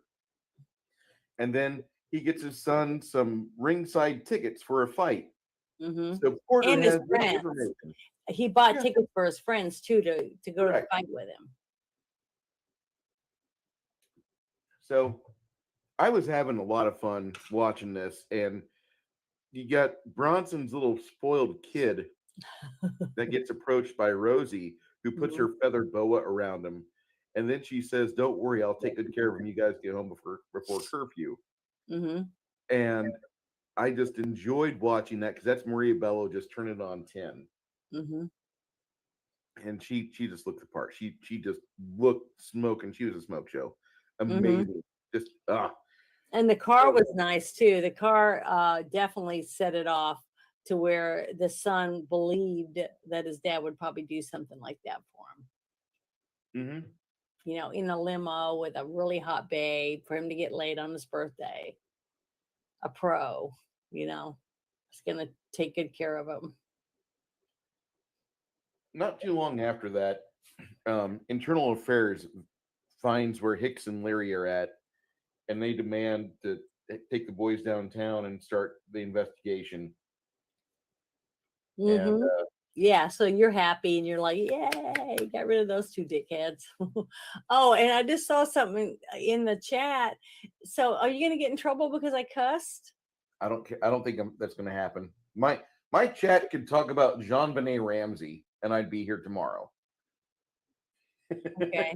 Well, I'm sorry. I didn't even think about that. Not cussing. They're good. I have mods in the chat right now, and they're doing good. I know, but it was me that said it, not the people in the chat. my chat's doing good. They're being a little obnoxious, but they're fine. Soy-based Jeremy always tries to troll me and say things like Bruce sucks his own tits, and I'm like, they're not quite that big. And then Kronos is like, yep, Janet said dicks. Of course. I said a couple of dirty words because those couple of those scenes really did tick me off. But it's YouTube. I mean, it's a grown-up show, isn't it? This is Yep. This is not for kids. yeah. I click all my stuff that says not for children Yeah. on my And video. if kids ever show up in here, the parents have failed. Mhm. That's all there is to it. And I'm not responsible if your dumbass kid goes out and gets his dick chopped off and goes shoots up a school. Don't come after me. Yeah, I understand Oh. that. That's terrible. So, wow, that got dark real fast. After all that, Johnny gets kidnapped by Pearl, and while he's making out with or Rosie and him are getting a little friendly, all of a sudden she's like, "Don't worry, kid, I'm the professional here." She handcuffs him, and then she pretty much tells him, "Stop trying to get my attention." And I absolutely love that. You hear the song "The Thrill Is Gone," and Mel Gibson rolls down the window. "Don't worry, Johnny. If everything works out fine, you'll be back with your father here real soon." Yeah, And it's just a classic kidnapping story. I love how she just leans back in the limo and gets ready to have a cigarette because he's like, she's glad that she doesn't have to put up with this little shithead. Well, she would have nursed him. I mean, for crying out loud, she's like 38 in this movie, Mhm. and he's like 18. Yeah, Yeah, there is a definite like mommy fetish going on here, and I'm not trying to be all like Reddit creepy, but I'm just saying, like, he's 18, she's 38 in this film. yeah. So Well, the thing is, he was legal, so she could have. I mean, she might have had a good time, but that's not what she was there for. She was there to do business, just get get that business money done. they needed, and he was the the clout basically for her to take care of. Not long after all that happens, Porter's making his way and he's doing his pedestrian thing and he gets run over by the triad. The triad steps out of their car. Stuntman extraordinaire Jeff Amata, the nice man in this movie, he's whipping this butterfly knife around. Yeah, He seems to be the big bad guy in that crew. And you see Pearl there just watching all of her guys get pretty much like dispatched. And she's, not too happy that things are not going as well as they should. And she tries calling that one cop fat. And that, "Hey, you fat boy." I really shouldn't enjoy that so much, but that does make me laugh quite a bit. I thought that was a funny scene especially when he punched her. She went, "Oh," like Yes. I couldn't help but laugh. I don't know if I was supposed to, if it was inappropriate, but it made me laugh. I thought it was a really good scene. I There, just loved Lucy Liu in this movie. I thought she did a really phenomenal job for her character. And it was funny too, even though I don't know if I guess she was supposed to be funny, but I just thought she did really good. I was really impressed with her. and the interaction between Fairfax and or James Coburn and Porter is probably one of my favorite in the entire film. But the ending, the takeaway from that is Fairfax asks, "Are you going to kill me too?" Mhm. No, because I already killed Carter, and it would really get me nothing more than it would get me nothing more. He already knows I mean business with you, and so all he does is just shoot the luggage, and that's where he pretty much you realize this movie might get very interesting. Mhm. Porter's held at gunpoint by Pearl during the holdup of the triad, and inadvertently caused him to get captured by Fairfax's people, Mhm. a warehouse, and beaten. One of the better torture scenes in films. And I've got to say, this is probably better than. Oh, I thought it was horrid. It was horrid when they do what he did with to his feet. This little Oh, thing. This is better than Tango and Cash. This is better than Lethal Weapon. This is probably the best torture scene I've seen on film. Mm-hmm. It was really, really intense, and it was realistic. Yeah. Bronson arrives with his people and a 130,000 ransom, though he swears that Porter's never going to get his hands on it. And Porter unsuccessfully reasons that all he wants was 70,000 that Resnick owes him. Yeah. And Bronson authorizes his men to hammer Porter's toes one by one until he reveals Johnny's location. Bronson's men smash 2 toes before he gives him a spot. So Bronson, Fairfax, and their people take Porter with them to investigate the address, but it's actually the compromised safe house wired with explosives.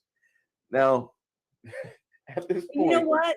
I really, after, see, the whole thing is he sacrificed his toes knowing that he had to hold out long enough for them to believe that he was giving them the right address. And it was like, I don't know how anyone could do that. I mean, it was just devastating to know that they took that big sledgehammer and smashed his toes with that. It was horrid. And the guy that they got to be the torturer, he was very believable. Oh yeah, he looks like the type of guy that would enjoy. Yeah, that. he looked the part, and he was very believable. It was just excruciating just to sit there and think about him doing that to someone. Oh, it was just terrible. It was a horrible, horrible scene. It was so believable and realistic to me. It was horrid. And they put him in the trunk in the car. It was just that whole scene was horrid. I didn't know what was going to happen, and all I could see was her sitting in the small apartment and the kid tied up to the radiator. Yes. So, knowing they were going to go up in there and to get that kid, I was just really worried after what had happened to her and her dog before. It was really sad. I was really upset thinking that they're about to go up there and what was going to happen. But it was nice when I realized where they went when they went in and saw what it was. So that was good. Hold on. I'm probably going to commit a faux pas here. Wait, I don't have to send it to Kronos through the YouTube chat. I can do it through Discord. What is it? What you gonna do? I'm going to send him the link to where he can watch this movie. Oh, okay. Good. Yeah, it's a really good movie. I think you'll really like it. I hadn't seen it before, Kronos. I had never seen this movie until Bruce brought it up. Even though I've seen a lot of movies with Mel Gibson, I'd never seen this one. So I was really, really surprised how good it was, and that I hadn't seen it before. It was shocked that I hadn't seen this movie. But you'll enjoy it. I really think you'll like it. It's got lots and lots of good actors in it, very good acting, and the story is just really, really good to follow through. You'll like it. Hey, Janet, is Kronos in your Discord? Yes. Okay. I'll drop it there. Okay. Thanks. Girl or guy. And when you get done watching it, let me know what you think. What do you think about the movie? Because I think you're gonna like it. Very entertaining. Yeah, it's definitely one of my faves. I was impressed, but that torture scene is really intense, really good and believable. Well, it leads up to the climax of the film because they got him in the trunk of the car and he digs his way out of the trunk through the back seat. Mm-hmm. And it looks like a very realistic scene It looks like he actually dug through a car to get there. I'm sure he didn't. I'm sure that was like a paper mache. And he used what was it? Was it a tire iron that he found? Yeah. Back. But you got to remember too, guys, he is beat to hell. I mean, they beat the shit out of this guy. I mean, he's at the end of his, he looks like I don't think he's going to make it. I mean, that's how I felt through the whole thing. His foot is a bloodied pulp, basically. And he's just beat to shit. I mean, I don't think I feel like he's not going to make it. So, when he's clawing his way out of that trunk, and we don't know for sure what's going on. All we know is we see they're going back and forth between Mel Gibson's character and the young kidnapped kid and the woman he loves, the woman he wants to save. And you're just waiting for them to bust the door in, and kill her, basically, is what they would probably do to get the kid back. So it's a really intense build up right there through all that. And then you realize what apartment they're going into, which was really cool. But that's when Mel Gibson had to get out and be able to call that number. He has to dig out of the trunk with a tire iron within 40 seconds to get up to the front seat on the car cell phone, the bag phone, basically. Yeah. Dial the number and be able to trigger the explosives underneath the bed to stop before they realize they're in the wrong apartment. Yep. And right before they die, as Bronson picks up the phone, Gibson's Porter says, "You're wise not to trust me." And then that apartment just goes up, and Porter you see it coming out of the windows and everything. Yeah. Porter takes the car, grabs Rosie, and Rosie looks at him and she's like, "You look like hell." And he's like, "I got hammered." Yeah, he did get hammered with a real hammer. That's what was really bad. But the thing is, when he unzips that bag and you see all that money, I had such a I was so happy inside that they were going to live. They got rid of all the assholes. Oops, I said a dirty word again. Oh no. And they had money. They were rich, and now they could leave and be together, and they were both alive, even though his foot was all mangled up and looked like meatloaf. We're going to go for breakfast. Yeah, whatever it was. But I just thought it was so romantic. To me, it was a very romantic ending for the mutilated guy to get the beautiful woman and money and get to leave. And back then, I guess, whenever that was supposed to be in the 60s or something, from the story, it was a lot of money. Yeah, 70,000 even in 1980s is still a lot of money. Mm-hmm. So he gets to keep the girl, and the last thing you hear is Porter say, "I told her, or she told me she'd quit hooking if I'd quit shooting people." Yeah, I stopped killing people. Yeah, I start killing people, she'll stop hooking. And I don't know, we were aiming high, and you're thinking, well, they made 70 grand off this. I hope that's enough. Probably wasn't, but whatever. But they just started living a real life where they both got just normal jobs and got to be together. Yeah. At least that's what I was fantasizing at the ending, because I thought it was really good. Gibson I believe Gibson is a producer on this movie, and he got into argument after argument with Brian Hegland, and that eventually caused Hegland to get canned from the set. Mm-hmm. And then they went with another script, and there was this is not the theatrical version is not the version that Hegland wanted. Hegland had a different idea, and they released it in 2007 or 2009, the director's cut of Payback. I would recommend not watching that because it's not as good. And that's not what I watched. I watched the theatrical version. Yeah, the one from the movie theater. Yeah, this is the theatrical version is so good, and you can watch it. You can watch it with your kids. You can watch it with your kids if they're in their teen years. You can watch it with your parents. your dad will get a kick out of it because it is a movie that it has all this iconic imagery in it, and the suits, the costuming looks good, but aged. It's kind of weird because you have 80s cars and you have like 60s, Mm-hmm. 40s like costuming. It's really good. Kronos, go to Janet's Discord. The link is for you there, bud. Whenever you want to look at that. So you have a really good film that on all cylinders this movie fires. If you watch the director's cut, it will not be the same experience. This is like watching the theatrical version of The Professional that we saw in 1994 versus the director's cut, which is now the widely seen version that I feel is inferior. The Professional with Jean Reno and Natalie Portman.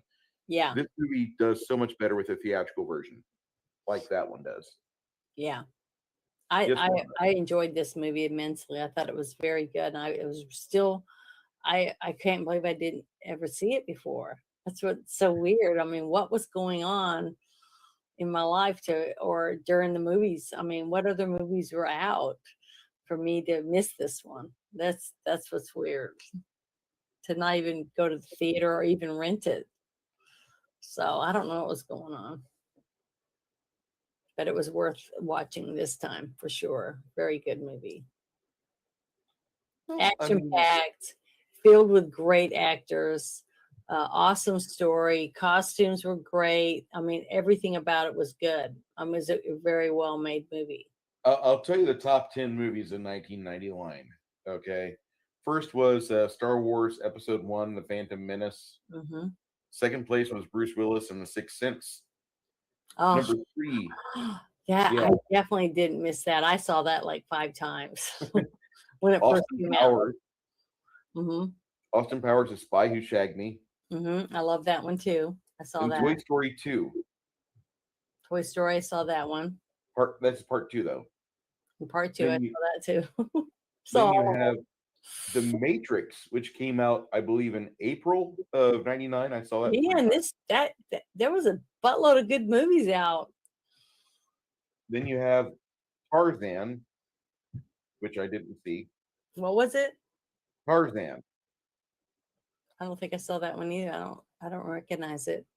Then Big Daddy with Adam Sandler. Number 8. I saw that one. Number 8 for 1999 is Runaway Bride. Number 10 is The Blair Witch Project. I didn't see that one either. Then number 11 is Notting Hill. Number 12 is The World Is Not Enough. The Notting Hill, was it a British movie? I think so. Yeah, I think I saw that one. 13 is Double Jeopardy. 14 is the Will Smith bomb Wild Wild West. I didn't see that one. 15 is a Robert De Niro movie, Analyze This. 16 is The General's Daughter. 17 is American Pie.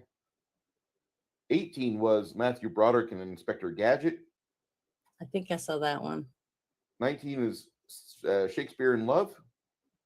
And then number 20 was Sleepy Hollow, which was another good but underrated movie. Oh, and that one was what was his name? The guy from the Pirates of the Caribbean. Yes. Yeah, he was in it. Yeah, I saw that one for sure. I liked it.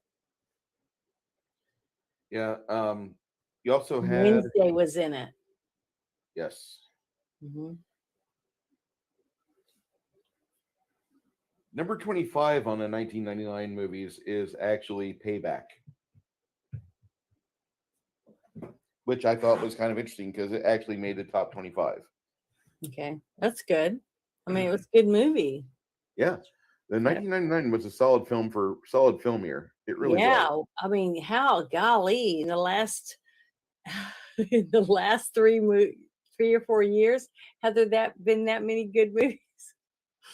25. Well, I'm pretty impressed with what we've got going on right now actually starting since August of last year, feels like we've got some semblance of common sense returning to the production houses, Mhm. because I saw that start in the indie sphere with there was a movie called The Color Out of Space with Nicolas Cage, and that's the first movie in a long time with Nick Cage that I really liked.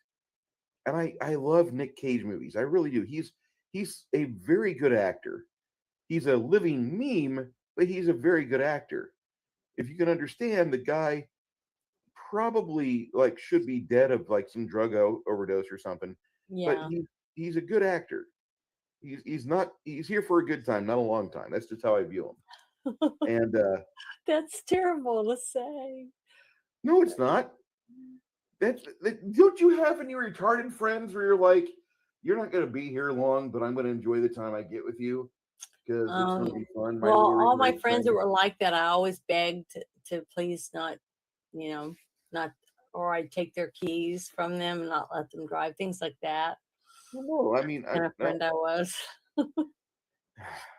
I actually had retarded friends when I was growing up because we lived in a town with a retarded home in it, and you have 300 normal people in town. You have 125 retards that most of them stay inside, but there's like 40 that get to go out and go on walks and pee in your front yard garden or something. And like eventually you get to know these people because they're in the same town as you. And oh, you might put a new spin on something, but there was a comedian years ago said, "Get yourself retarded friend because it'll make you so happy," and that was the truth.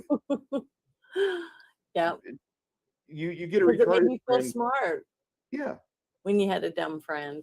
Well, but not only that, but like they show you like the way to live happy. They really do. And just having that experience growing up in Latham, Illinois was kind of nice. I mean, aside from the fact we had Chad Gray, the lead singer of Hell Yeah, Mudvayne, getting arrested as a teenager. Every time he turned around, he's like, "Oh, I found this bottle of bad whiskey. I'm going to drink it and have a public intoxication event." And that's why he moved up to Peoria, was because he was going to turn 18 soon, and it was bad for him to stay in Latham.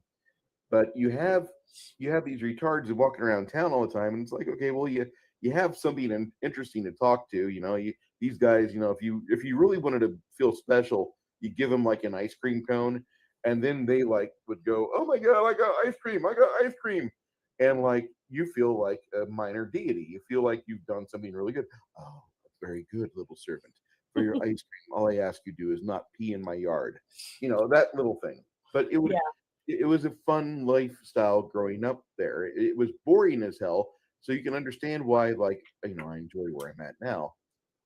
But I really enjoyed having that perspective as a youngster, because having these people like, well, I'm glad I didn't come out of the womb like that.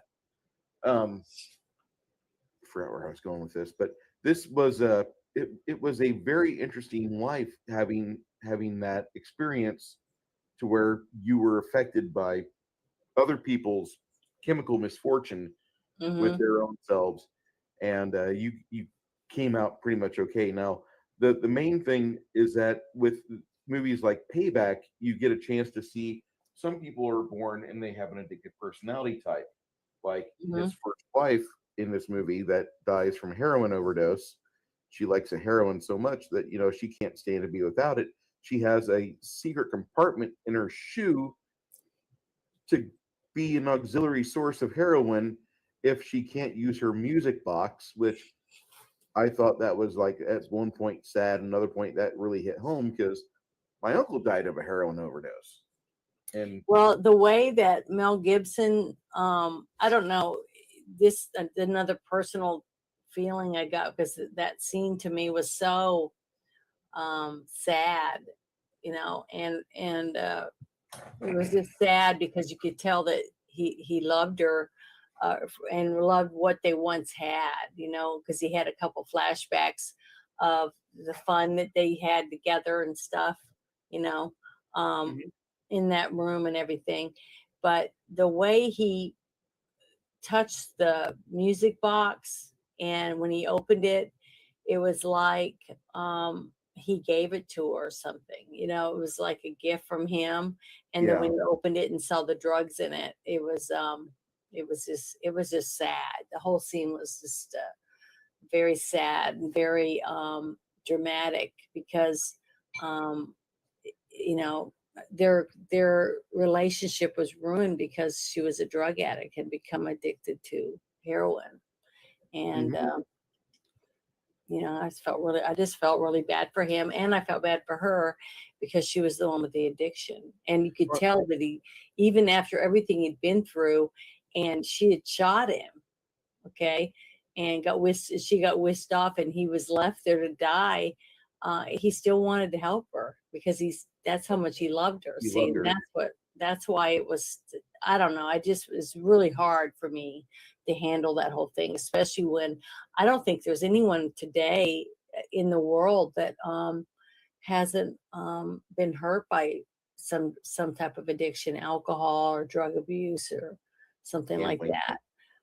So that's what made it really hard for me for that whole thing to watch it. This movie hits on a lot of cylinders. I could talk about this film another 3 hours probably. This is easily, like I said, one of my favorite movies I've ever seen. It's got an interesting history with me because the first time I saw it, I took my little brother from Big Brothers Big Sisters out to go see it, and then his mom told us to stay out later because she was busy entertaining her boyfriend at the time. And yeah, so anyway, like later on, I told the caseworker, like, the mom is got no control over her son. Like, I've watched him beat her numerous times. I've done what I can. You won't let me beat on the kid. So my year is done, and I feel like I've learned some things. But if I had my way, this kid would go into the system and get a foster family rather than his mom. Beat on his mother? What? Oh yeah, all the time. Oh, he beat the hell out of her. One time right in front of me, and like got her so bad, like her nose wouldn't stop bleeding. We actually had to call an ambulance.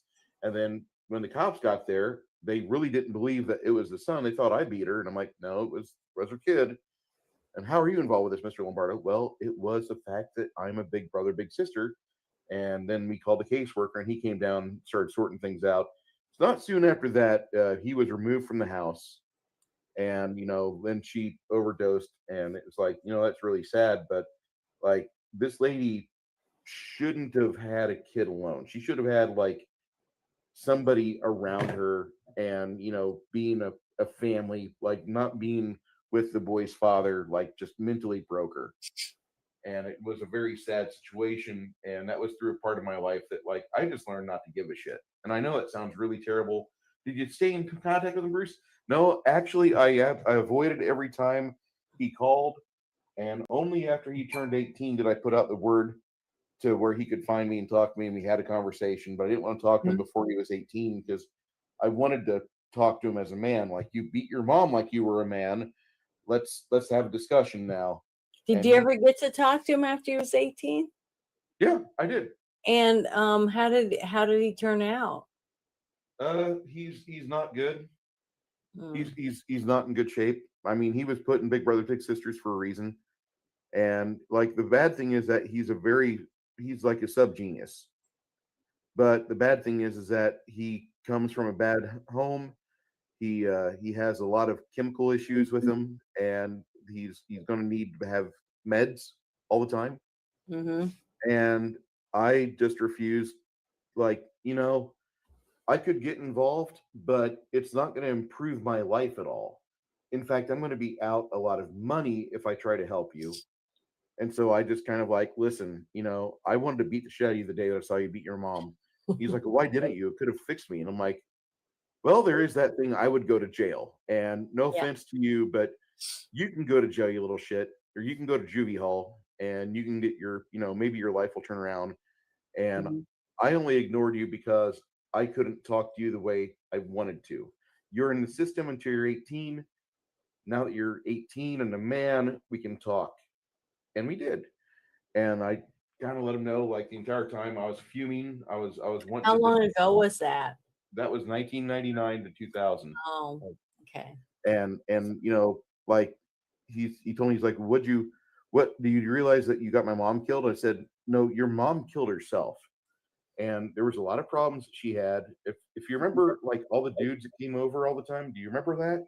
Well, yeah, and I remember them beating on me and beating on her. I'm like, okay, I was put in this situation to try to help you, and instead of you taking what flag and what lifesaver could give you, you ignore me each and every chance you had. And I laid into him on that. But afterwards, I haven't talked to him since. And a friend of mine said his life has gone considerably downhill, but we all make choices. And this was in 1999. He was 9 at the time. So he's probably in his mid 30s. And sorry about that, but it's just another Decatur story. Yeah, the sad thing is that if he'd gotten a couple good spankings and had a stepdad or a father that was involved and actually gave a crap about whether he went to school, made good grades, someone read books to him at night before he'd go to bed, did crafts with him, art or stuff, read, just did things with him to show him that to love him, he could have had a totally different life. But And I got my butt kicked by my parents because I wasn't a good kid sometimes.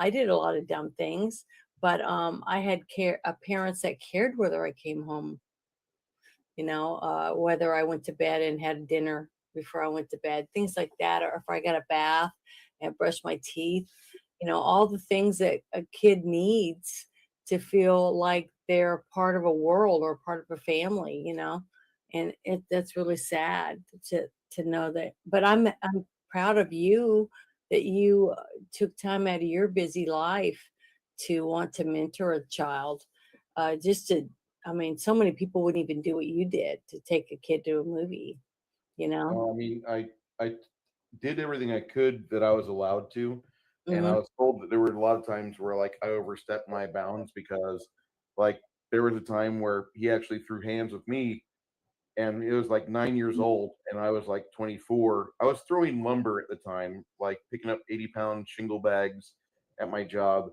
So grabbing a hold of a 100-pound kid and putting him against an arcade machine and being like, we're done for today.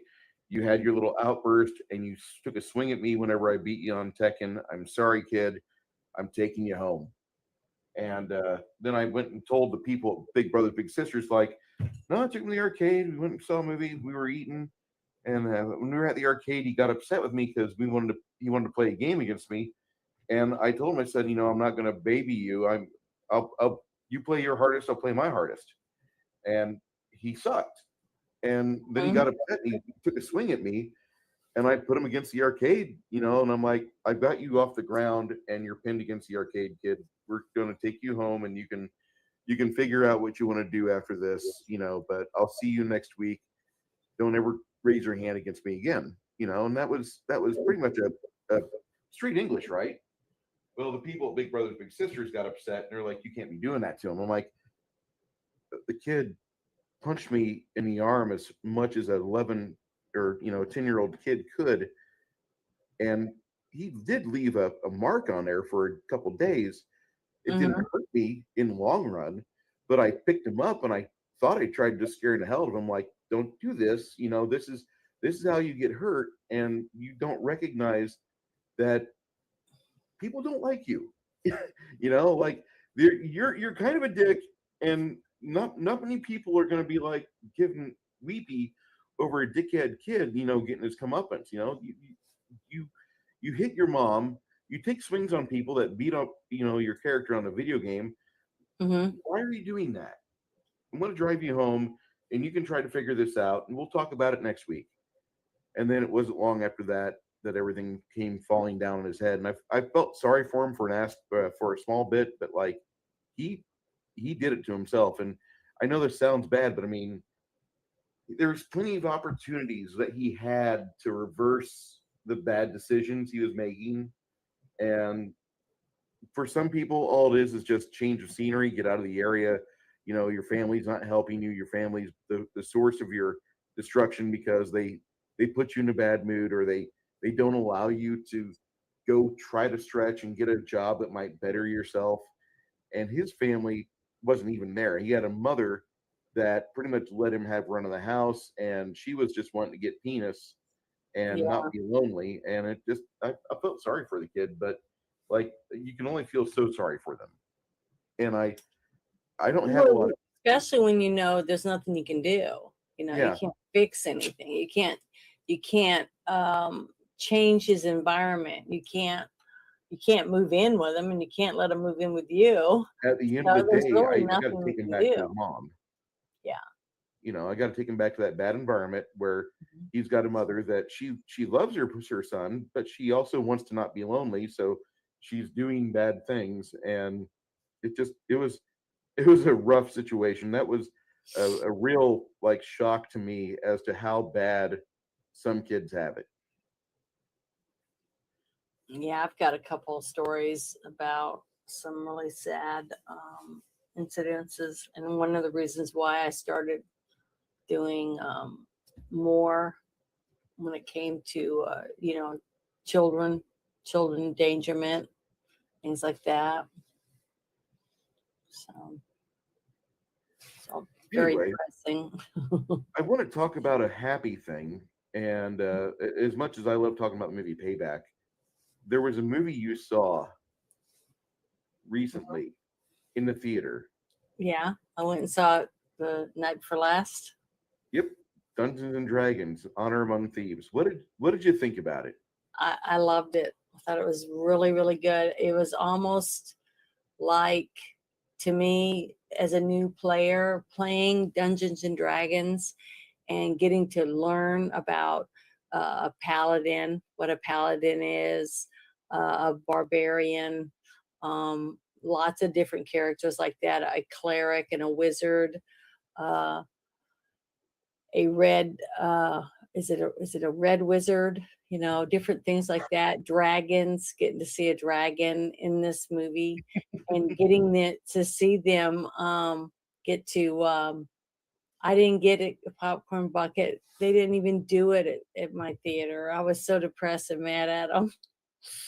So, but guess what I did do? I left him my phone number and my name for the manager, because I told him I want to get that big thing, the cardboard thing that they had in the theater. So hopefully I'll be able to get it when the movie's finished. So they'll call me and let me come pick it up. Legions of Myth is going nuts over there. It's like, that's the Guardians of the Galaxy film. Ah, and it might No, be. I didn't think it was. I'm not gonna lie, Max. I'm going to watch this movie, but I'm gonna watch it on the high seas.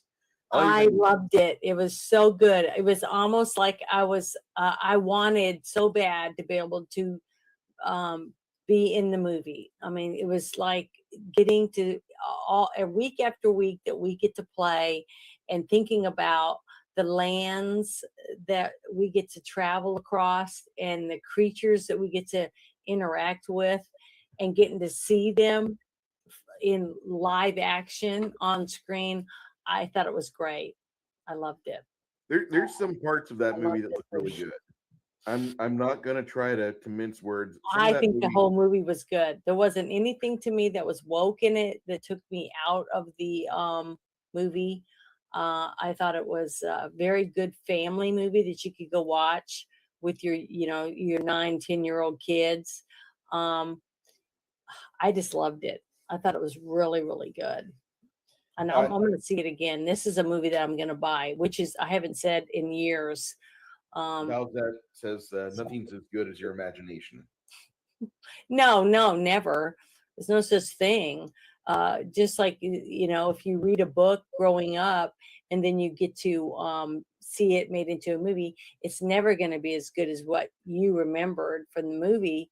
But I don't know. I really loved it. I told Bruce before we started that if there was a place like a Disney World, but it was Dungeons and Dragons world where you could go and dress up in character and play out whatever it is that you're doing in your game, and have a place on the map, like it's set up to where this is where the orcs live, and this is where the dragons live, and you go to the different places and act out something from your with your characters dressed up as characters from the game that you play, and get to just run around and interact with each other. I just think that would be so neat. And that's what I was thinking about the whole time I was watching this. I go, I have that token. I'm a cleric and I have that token, and I could talk to dead people and ask them 5 questions. I just thought it was super neat. I loved it. I was excited. And guess what? People, after the movie was over, were clapping. I clapped. I was When one was of the the last time that happened in a theater with you? It's been a very long time since I got to see that in a movie. I think it was Maverick that people clapped too when Maverick was out. Yeah. Because people are dying for good entertainment. And I loved it. I'm new to Dungeons and Dragons to actually get to play it. Yeah. I wanted to play when I was young, but everywhere I went, they said no, because we moved every year or 2 years because in the military, and I never got to play. And then I grew up, and then I got married. I had kids. My whole life changed, so I never did get to be that kid that got to play DD. So when Bruce was telling me one day that they did it, I told him, I said, I've never gotten to play, and I would love it. I would love to be a character, make a character, and get to play and use my imagination again. And I'm like a dumb kid. I don't know if anybody's seen me, but I love it. It's fun. I think about it as me being the person that's getting to play in this game. And that's how I felt when I went to see this movie. So, if you go see it and all you can do is whine and complain that it's not perfection and it doesn't fit your imagination, then you don't have an imagination. You can't put yourself and immerse yourself into this movie. I feel sorry for you because There's a lot of players. There's a lot of people that this movie's coming out at a bad time. Why? Okay, We're in a desperate need for good entertainment. I think it's a perfect time, and I'm so thankful that I got to go see it. Now, I would have loved it more if I'd gotten that beautiful box that looks like a giant dice to throw, but I didn't. So now I'm gonna have to get on eBay and try to find me one. All right. Well, I got to take you back in time to Hasbro's had the Dungeons and Dragons license for a long time. Okay. Hasbro has put people in places where they probably should not be. And in January, they made the big announcement that they're going to be releasing a new edition that's compatible with 5th edition D&D, which we do not play that version. We play Pathfinder, which is based on the 3rd edition of the game. A lot of me resonates with the statement that Dungeons and Dragons stopped at 2nd edition. And at 3rd edition, it got bought by WotC, Wizards of the Coast, the people that are behind this version. WotC got purchased by Hasbro, and Hasbro has a big ESG budget, and they've kind of ruined D&D, and it's been going on for a few years. But what they did was they made a movie to fit people that don't know the actual history of various campaign settings or worlds within the game of Dungeons and Dragons, because Dungeons and Dragons has a bunch of different worlds that you could play in, for like Dragonlance or Mystara or Forgotten Realms, which is where this movie takes place because it has Red Wizards of Thay, and it takes place in Neverwinter. You have a bunch of other settings out there too. The one that we play in was started off in 3rd edition. Yeah, but they talked about Bard's Gate. A lot of the characters they talked about, it was like, Baldur's Gate, that's what I meant. And they talked about different characters, and to get to see them in live action, I loved it. I thought it was awesome, and I'm gonna see it again. And I'm not gonna have an opinion on this movie because the movie, no matter what I say, is going to have this huge stigma over it. That in January, Hasbro Well, you can really talk to fucked me up. about it. You can Okay. talk to me about, and I'll be a kid again. You just have to be selective of who you talk to about it. But I'm new to a DD. I'm new to actually getting to be a character and learn about it, about what each dice stands for and all the different things. But to get to see as a newbie, to get to see a paladin fight with honor, it was just I can't even put words to it. It was awesome. That's all I can say. I loved it. It was a wonderful movie. And the only bad thing is I wish I went with my sister, and she doesn't know anything about any of it. So it just would have been so cool if I could have been holding hands with two friends that like DD, and I was just so excited. I can't even tell you. I felt like a kid. It was wonderful. See, that's kind of what I wanted to hear, because I won't have a fair judgment on this movie, and a lot of my friends, even my friends in the chat, won't have a fair judgment of this movie because Hasbro made some very toxic statements back in January, and they've been making digs at people for a while. They've gone the Disney route of, if you can't get people to buy your stuff, you bash them on social media.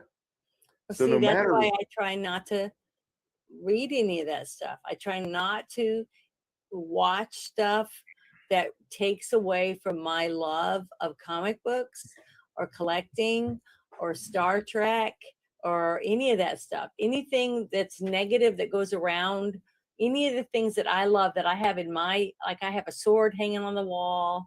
I have a plastic dragon over there that I play with. I have things that mean something to me because of where I got it or who gave it to me or what book it came from or things like that.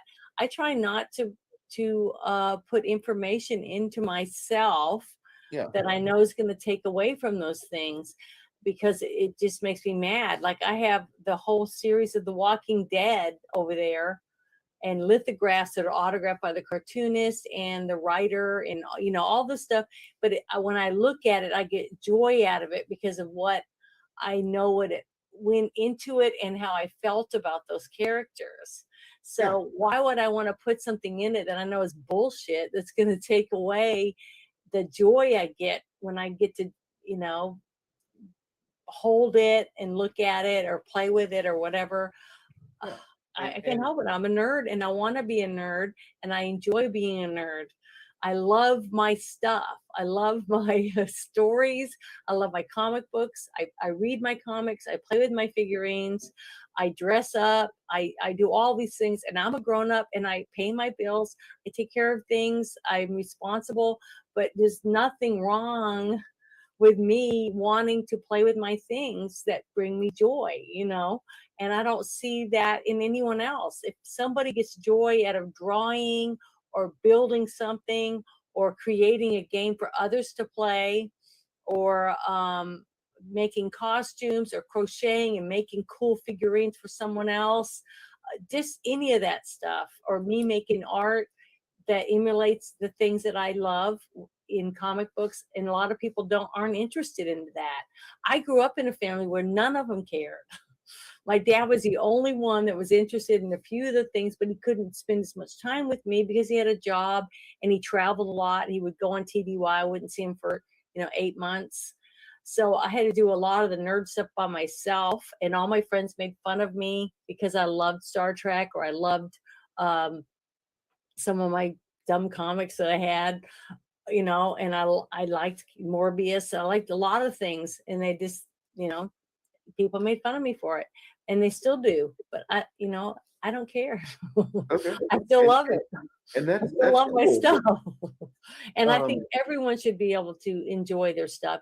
And if it's gonna cause a problem, talk to the people that appreciate you for your love of something, and don't worry about sharing it with the people that aren't going to enjoy it. That's what I tried to do. I plan on watching this movie. In fact, I plan on ripping it off the interwebs and putting it on a DVD-R ROM and having my hard copy of it because I do want to see it. Do I want Hasbro to make a dime off me? No, I want them to lose money. That's fine. Be, But you're gonna like this movie. I think you are. If as much time and detail and work that you go through to make a game that I can play with other people and immerse myself into these characters and try to figure out our own way through the maze that you have made, I think you can watch this and see the enjoyment of everyone that's in this movie, all the people in the theater that are watching it, enjoying it, that know, especially the ones that know a little bit about the details of these characters and what they mean to them. I've only met one person playing this game that was a paladin.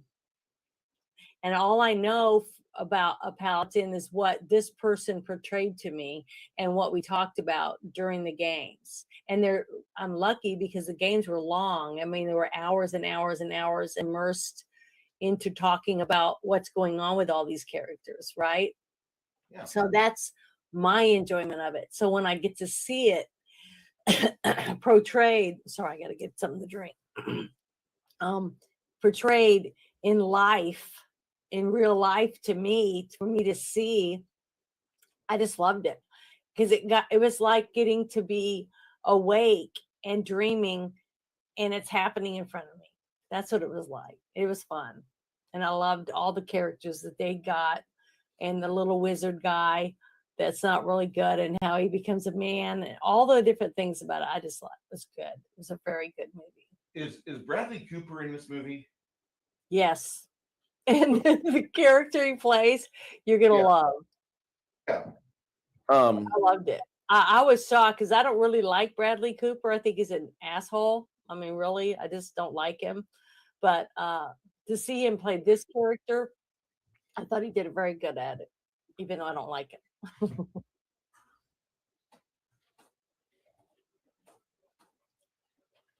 I think he's an arrogant asshole. But I won't tell you why, but I do.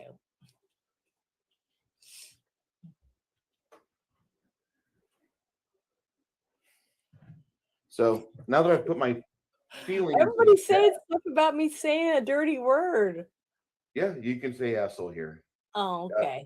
You can say asshole here. Okay. You can say whatever grown-up words you have to here. Okay, I'm not gonna fucking step on. I don't like the C word. I don't like to use that word. Okay, well, that's fine. You don't have to use a big word. We don't have to use the word cock. Okay. So, no, I'm not. I've said that word. I'm talking about the other word. To me, it just sounds worse than what it means. I mean, it's just another word for a body part, but I just don't like the way that I've heard it used. I will probably appreciate you not liking that, but in my own company, people will hear me say the clam word. Yes. I will see the D&D movies, but I'm going to rip it off the web and I'm going to fucking make sure that, Hasbro has losses from it because I don't want to pay them for it. And I don't need to pay them for it. They can suck my fat cock. And that's all there is to it. I've been wanting to see this movie because it looked kind of interesting. I've heard a lot of people say there's some parts in it that'll piss you off. I didn't see anything that pissed me off, but I guess it might be because I don't know enough about the stuff that you're talking about. Yeah, there was a cartoon. History, but the history behind Dungeons and Dragons, who owns this and what they've done, all that. I don't know anything about it, and I'm thankful I don't because that might have ruined it for me. But and that's where a lot of my friends are. It's ruined it for them. Mm-hmm. I'm sorry that it did because I'm so thankful that I got to watch it in the eyes through the eyes of a child, basically, because that's where I'm at on the level I am for DD. I'm a child level, and I'm so thankful because I loved it. It was like it was fun. It was so fun. I loved it. I couldn't even go to bed when I got home, even though it was a late movie. But I just couldn't stop thinking about it. I've been thinking about it all day, little bits here and there. I just thought it was adorable, and some parts were adorable, and I just liked it. I thought the special effects were good. I thought the acting was very good. And the one thing I really liked was at the very beginning, before the movie started, you had all the main actors sitting in their regular clothes saying thank you to me and everyone else is sitting in the theater about coming to see it at the movie theater, because it's helping the movie theaters. And a lot of them that almost went belly up because of the COVID. So I was thankful for that. And Tom Cruise did the same thing when I went to see Maverick, Top Gun. He did the same thing. He had a special video thanking you for going to the movie theater to see it.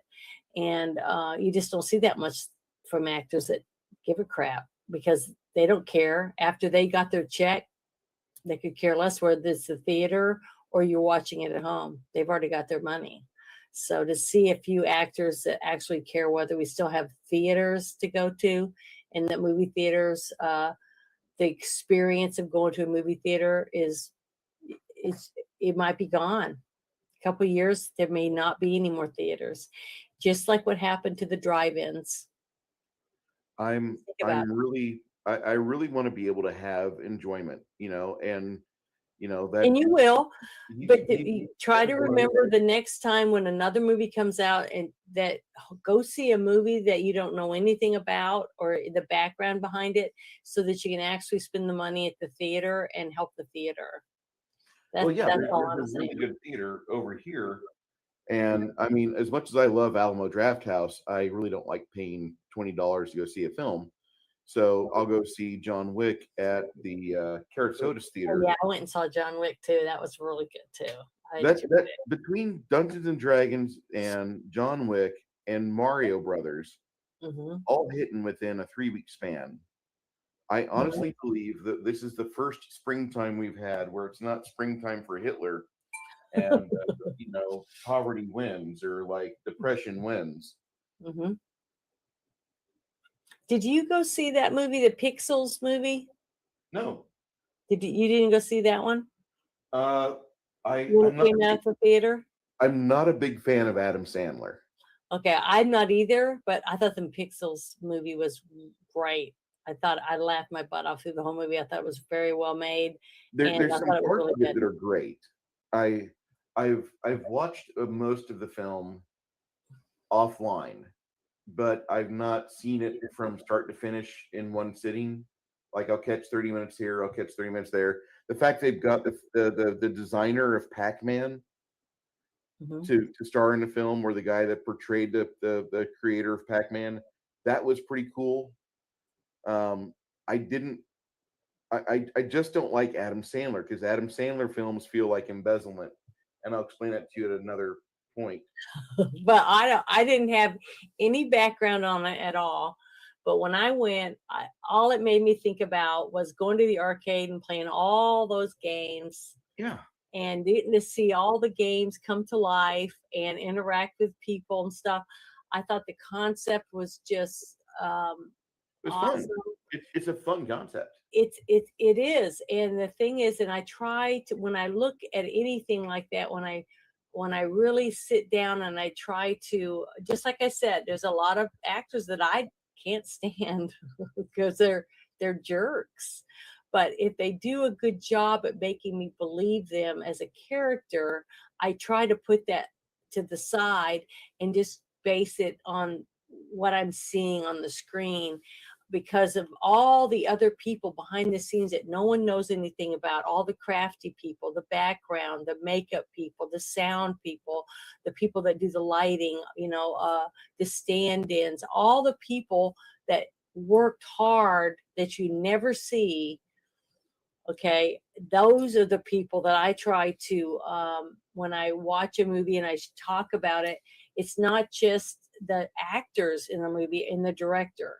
It's all the other people that actually make this movie successful, because without them, you wouldn't have a movie. I mean, I don't care if Nicole Kidman is this or that woman that was in the Hunger Games was that great as an actress.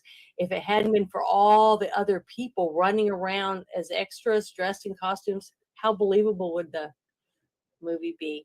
And every movie can't be CGI.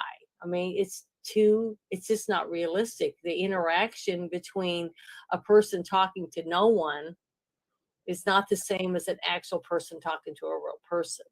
I mean, I can see subtle things like that myself, and I'm sure I'm not the only person.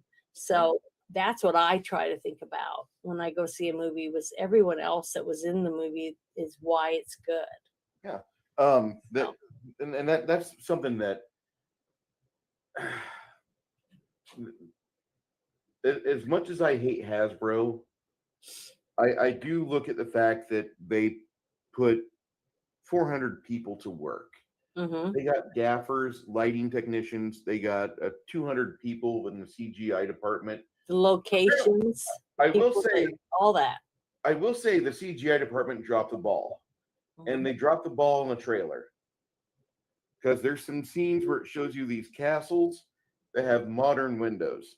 Mm-hmm. Come on. Well, yeah, I noticed a few things like that, but I don't care. I really don't. It's like when we were watching somebody building a set for themselves to play Dungeons and Dragons, the imagination that he put into it and the hard work that he did to bring something to life for his people that are going to play his game. It doesn't matter the flaws in it. I can look past all of that, because all I'm thinking about is the joy that the people are going to have when they play the game, because of his efforts to make it more realistic. You know, like when you're setting your characters up and stuff, you're helping me immerse into it. To me, it makes it even better, because it's easier for me to make myself little and be standing amongst those big pillars that you made, or the huge dragons, or whatever it is that you're adding to it. I'm able to immerse myself into it simply because of the effort that you took to make it more inviting and more believable. So that's how I look at the movie. See, I'm able to put myself into it the same way. People walk in my office and they see my stuff. A lot of people just go, they just they don't know how to react, because sometimes it's just overwhelming. I'm overwhelming to a lot of people. People just seem to they either they really like me, or they just go, that's the freakiest person I've ever met, and I never want to see her again. You know, because I'm a lot to absorb. You know, I've had people say that to me many times, that I'm very overpowering, and I don't try to be. But when it's something I'm excited about, I know I get over zealous, or whatever the words are. But you know, I'm excited because if this movie causes young children to want to learn how to play Dungeons and Dragons, and take them away from a video game and put them in front of a board to where they have to use their imagination to bring it to life, I'm all for it. That's kind of where I'm at on this. I mean, I don't like the new version of D&D, and I haven't for years. And I haven't liked the new editions of D&D since. I want you to read Max's story. I think I would love to see this made into a game where we can sit and play it. I don't know how to do that stuff. I don't know the people that we'd need to get a hold of, but I've never seen anyone put so much effort into so much detail, into so many characters besides you as a dungeon master, you know? And I think that you could read what he's doing, some of it, and you would be going, this guy is really talented when it comes to his imagination. And I could see something coming from it, you know, some form. Appreciate that. We got a question from the chat. I want to know, what is your favorite variety of Star Trek? What's your favorite Trek? My favorite Trek is original, that I watched with my dad, reruns with my dad. I can't help it. I absolutely love Spock and Kirk's personalities, their interactions and with Bones, the original people. And Okay. now I like second generation, the next generation. I like a lot of their characters, like Data, and some of them, the way. And I liked Picard on that show, but I don't like the new show that they have them out now. It's Okay. not real Star Trek to me. But you can't help it when you watch something and it's your first time watching it and you're immersed into that. Um, the anything else that's trying to be it, like if they made a brand new Futurama, it wouldn't be Futurama to me. Did I okay? love the I original. got it. I didn't realize you were a Futurama fan, so I I'm going to love ask. Futurama. I've seen every single episode. I've watched it for years and years. I absolutely loved it. So you realize that when they talk to Gary Gygax on Futurama, that's the creator of Dungeons and Dragons. No, I didn't know that. I never Yeah. got into the past this watching the show and loving the characters. I never knew, I just never spent the time to Hold get on. into the rest of it. But I just love it. I think it's a genius show. I laughed. It would take me away from everything when I get to watch it. And I love the Death by Snoo Snooze, one of my very favorite ones, and the one where Fry is trapped on that planet with the evil people that want to take over the world. I can't remember what his name is right now, but he's got his little son feeding them Skittles, what he thinks is Skittles. And he's dying, slowly starving to death because he's only eating his poop. Remember the episode I'm talking about? I never watched Futurama until a couple years ago. But oh my God, I just love it. It came on really late at night, and for some reason, I just started watching it, and I just fell in love with the characters, with Leela and Fry and their romance. This is, you see this character on Futurama? Mm-hmm. The guy behind the voice is actually this guy here, and that's Gary Gygax, the creator of Dungeons and Dragons. Oh, really? He's the one that made the actual board game? Yeah. Wow. Now, see, now that I know more about him, does he do cons and stuff where you get to meet him? He's been dead since 2008. Oh, that's sad. I'm sorry. I didn't know that. No, you're good. But so see, he's gone. So you can't expect anything new to be like the original. It's just not going to be. You have to. No. That's why if you read this story that I'm going to send you some stuff and let you read it when you have time, and then you can let me know what you think. But it's phenomenal. When I started reading some of it, well, first I was in a space and I was talking about how much fun I had the first couple times that you guys were teaching me how to play Dungeons and Dragons. And he started sending me private messages, and he said, oh, I love what you were saying, and it really makes me want to write again and do all this different things that I inspired him. He said I was his muse or whatever. And then he started sending me more and more of his story that he started writing. And I was like, oh my God, this is so freaking good. And I told him, I said, this could be a huge game. I mean, you could play this like Dungeons and Dragons, or you could play it and make a game where you can actually play it on a computer, or it could be a movie or a TV series. I mean, it has so much potential that I can see in it. I think he's a genius. And I tell him all the time, and he says I'm good for his ego, but and he's gay. He's a gay man, but he is wonderful. He's one of the smartest people I've ever talked to in my life. I've never seen someone who can just start talking about something and make a story around it. You know, I don't know. I can't even tell you. I can't even explain it, but he is so awesome about his whole idea, everything that's in his head, and be able to put it out on paper and stuff. Bruce, I think if you read some of this stuff, you're gonna it's gonna blow your mind.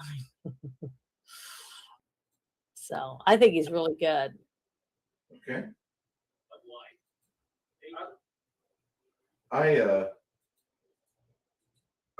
don't want people to grill you or anybody. If you guys, if my old guard friends that have been playing RPGs for 10, 20, 30 years like me, or more, like Max, 40 years, Mm-hmm. if you guys don't want to see the new D&D movie, that's completely on you. If you don't want to pirate it, if you don't want to get it, if you don't want to get that, that's fine. Oh, Arwen Avalon says fat raid. I'm getting raided by Fat Steven Seagal. I mean, Hey, guys. even if you did pirate it and you watched it, and even if you liked it, you don't have to tell anyone. No one has to ever know. It can just be your secret, your little naughtiness that you did all alone. No one knows about it. But all I know is it made me feel like a little kid again when I got to watch it. After playing with Bruce and all the other guys, and now we have a new woman that's playing with us. Just after getting to do that and use my imagination and learn, I've been learning a little better. I'm getting a little better each week. And I'm on Hero Labs. I'm learning how to use that. I'm telling you, it just made me feel like a kid when I watched this movie. I got to see all the people all the characters that I'm learning about, the different magic, the different cities. I can't even explain it. It was just, I loved it. I thought I was able to see it as a kid in awe of it. And I thought it was great. I'd like to say hello to our friends that have just came in from Fat Steven Seagal's channel. Justice Steven has Hello, guys. just We're exited. going on and on about the movie I saw and how much I loved it, getting to watch Dungeons and Dragons as a newbie playing Dungeons and Dragons.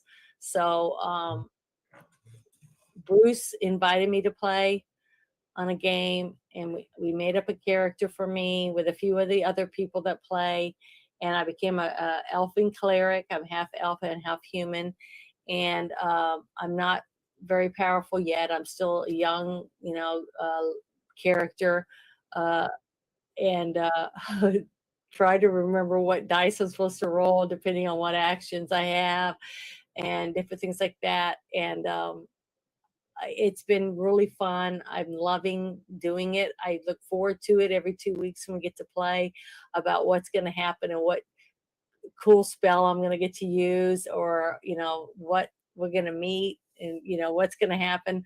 It's fun. I look at it that way. I just love it. I just really like doing it.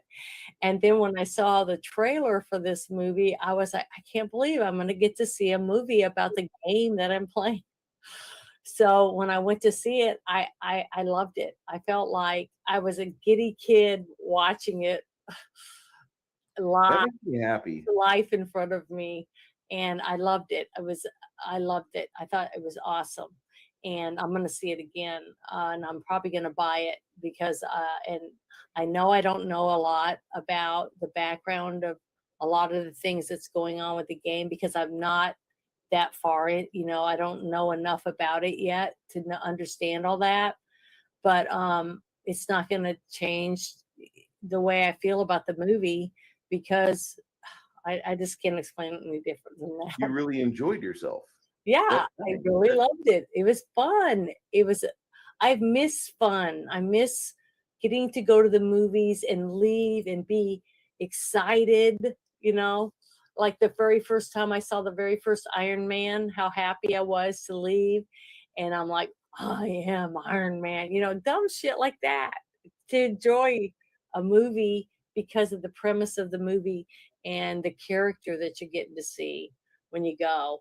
And I'm glad I've distanced myself enough from the intricacies of every detail, knowing every detail about something, even Star Trek or Star Wars or any of that. I don't know so much about all of the intricacies of the person who wrote the book or the story or whatever that I've distanced myself. Maybe it's because of my profession or whatever. I separated myself from a lot of it simply because I didn't want it to ruin my chances of getting to see a movie and enjoy it because I didn't like someone that was in it or something about it. It would take away from um, my joy of the actual stories. So I try to stay out of all that part of it as much as I can. And that's what I recommend to a lot of people. If you're so involved in every detail of who's writing a story or their politics views or any of the things that's going to take away your joy from ever getting to read their book or when I started hearing things about Stephen King, I stopped letting them talk to me about it anymore because I loved Stephen King's stories so much that I just said I don't want to hear about his politics, and that's why I get so mad at a lot of the stars when they start blabbing their mouth on whatever show or TV series or award shows or any of that stuff. I don't watch any of them anymore because once they start blabbing their mouth, I can't watch them anymore. I just cannot buy a ticket to their film because the person that I wanted to see on camera is not that person anymore. They're the person that I saw bitching about this, that, and the other. So I can't, like the first time I saw the actor in The Witcher after seeing him as Superman, I had a really hard time. It took almost 3 episodes before I could accept him as the Witcher because I had to deprogram myself to visualize him as another character. So I've tried to not, I work really hard at trying not to box someone in to a part because that's not what we should do. We should try not to do that. So I've trying to teach myself not to do that so I can enjoy the future of an actor. But if they go out and start blabbing, or a singer or any of these people start blabbing about things that they think they know better than me about what's healthy for me and stuff like that, it ruins it. I can't watch their stuff anymore. So I try to distance myself from that aspect of those people's lives so it won't take away my joy of being able to have 2 hours of watching a movie without their big nose in my business, if that makes any sense. Sorry, Bruce. I went on a rant. You're good. And it was said, like somebody recognized, like, you enjoy the moments, ladies and gents. Janet is expressing what's really important in the hobby. Fuck the politics and all the other bullshit. That step into another realm. It's wonder and discovery. And that's exactly how I felt. I really felt like maybe I'm kind of glad that my sister went with me and none of my friends or any of you guys got to go with me because I probably would have embarrassed you really bad. I mean, I was so excited. I almost wanted to take my plastic dragon and have it sitting on my shoulder the whole time I was at the movie. That sounds stupid, but I would do it in a heartbeat. And that's why a lot of people can't handle me because I'm not embarrassed to do that. I'm not embarrassed to dress up in a costume that says Queen of Comics and have a crown and all that and dress up and go see a Marvel movie, And you guys don't have to agree with me. You guys can disagree with me on that. If everyone's pointing at me and laughing, that's okay too. I don't have a problem with it. I'm not a big fan of the D&D label anymore. I grew up playing it. There's other games out there. I'm writing my own based on a previous edition of it. I recognize it's the elephant in the room. That's great. I'm happy for it. But I'm going to pilfer a lot of players away. And I encourage other creators to do the same. I encourage people that want to honor the hobby to not play it because there's too many people that got blinders on. We can only play official D&D content. We can only play the newest official edition. And you got to kind of take these people baby steps away and be like, listen, there's other games these guys have written. There's other things these guys have done. And if you show them these games, they might find a new way to enjoy themselves in the tabletop hobby.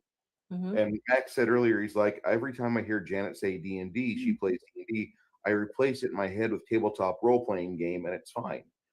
And that's kind of how I feel, because D&D's been a burr in my ass for over fucking 15 years. They've shit the bed for 15 years, and I know some people don't like third It's edition. not called D&D. Mine, What we're doing. it's Pathfinder. But what's the difference? To me, it's Dungeons and Dragons. That's what we're playing. Look, that right there, there's nothing wrong with that statement, because that is the perception that somebody has when they haven't been in the hobby for a long time. I thought they were playing D&D. We basically are. Been in it until I met you. Yeah, and that's fine. Kronos. Oh, it's not called that. What is it called? I call it. You're going to call it Pathfinder. Pathfinder, and that's the version. I'll try to remember that. Yeah, that's fine. That's fine. But like D&D, Pathfinder, it's all the same stuff. You sit down, you roll dice, you roll this big golf ball thing a chunk of times, and then you roll these other dice, and whatever it is, it could be Vampire the Masquerade or Dungeons and Dragons, but the part of the hobby that matters the most is you sitting down with friends, preferably at the same table. See this? Is yeah, it backward.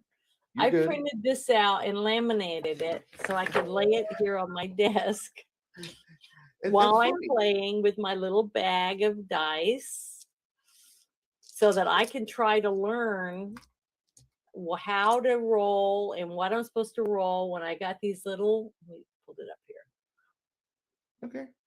That, I don't know if you can see it, but see, it's got little skulls in it. yeah. I special ordered these so I'd have cool little my own dice, all because I wanted to play something I never got to play when I was a kid.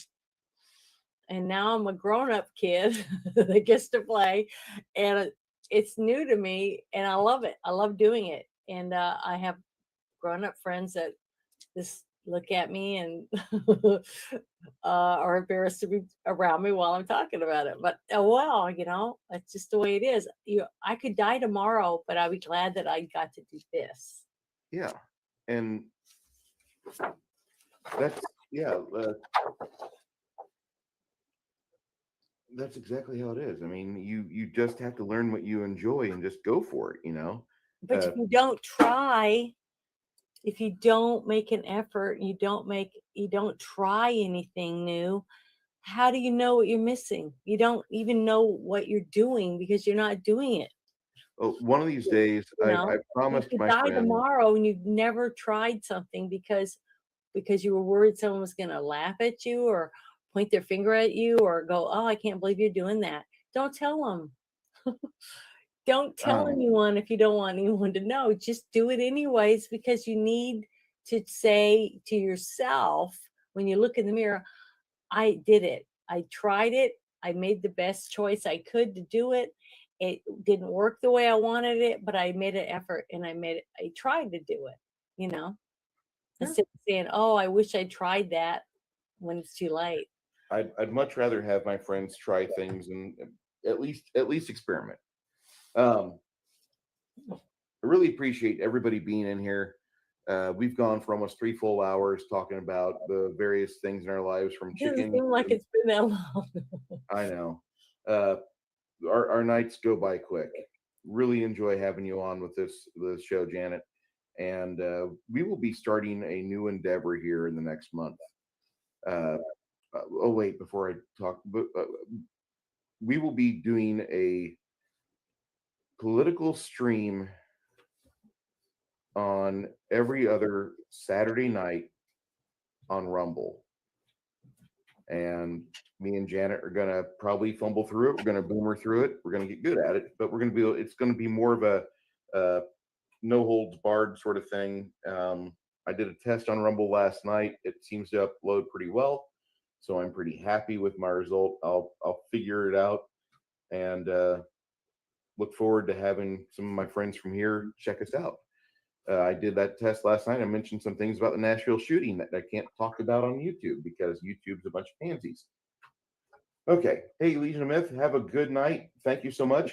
Janet from Another Planet, it is your movie pick for episode 50. And actually, episode 50 would be our 1 year anniversary. But what do you want to talk about next week? Dan Aykroyd. I would John like us Belushi. to watch this movie. This is the one I want. That's why I wanted to go get it. But I want to watch it. Okay. I think it's an awesome movie. I think it's fun. It's got music in it. It's like a musical, basically. And we haven't done a musical, have we? Not yet. Since Victor Victoria, that's it. Yeah, That was my it was choice. fun, and I really like that movie. You thought I did not like the movie. I love that movie. I didn't know if you would, but yeah, you said I could pick movies that I want to watch, and I've watched a few of your movies that I didn't really like it, but I watch them because I'd never seen them. So I think this is a really good movie for especially anyone who hasn't seen it before. It's different than what we've been doing, but it's a good movie. It's got action, it's got comedy, it's got music.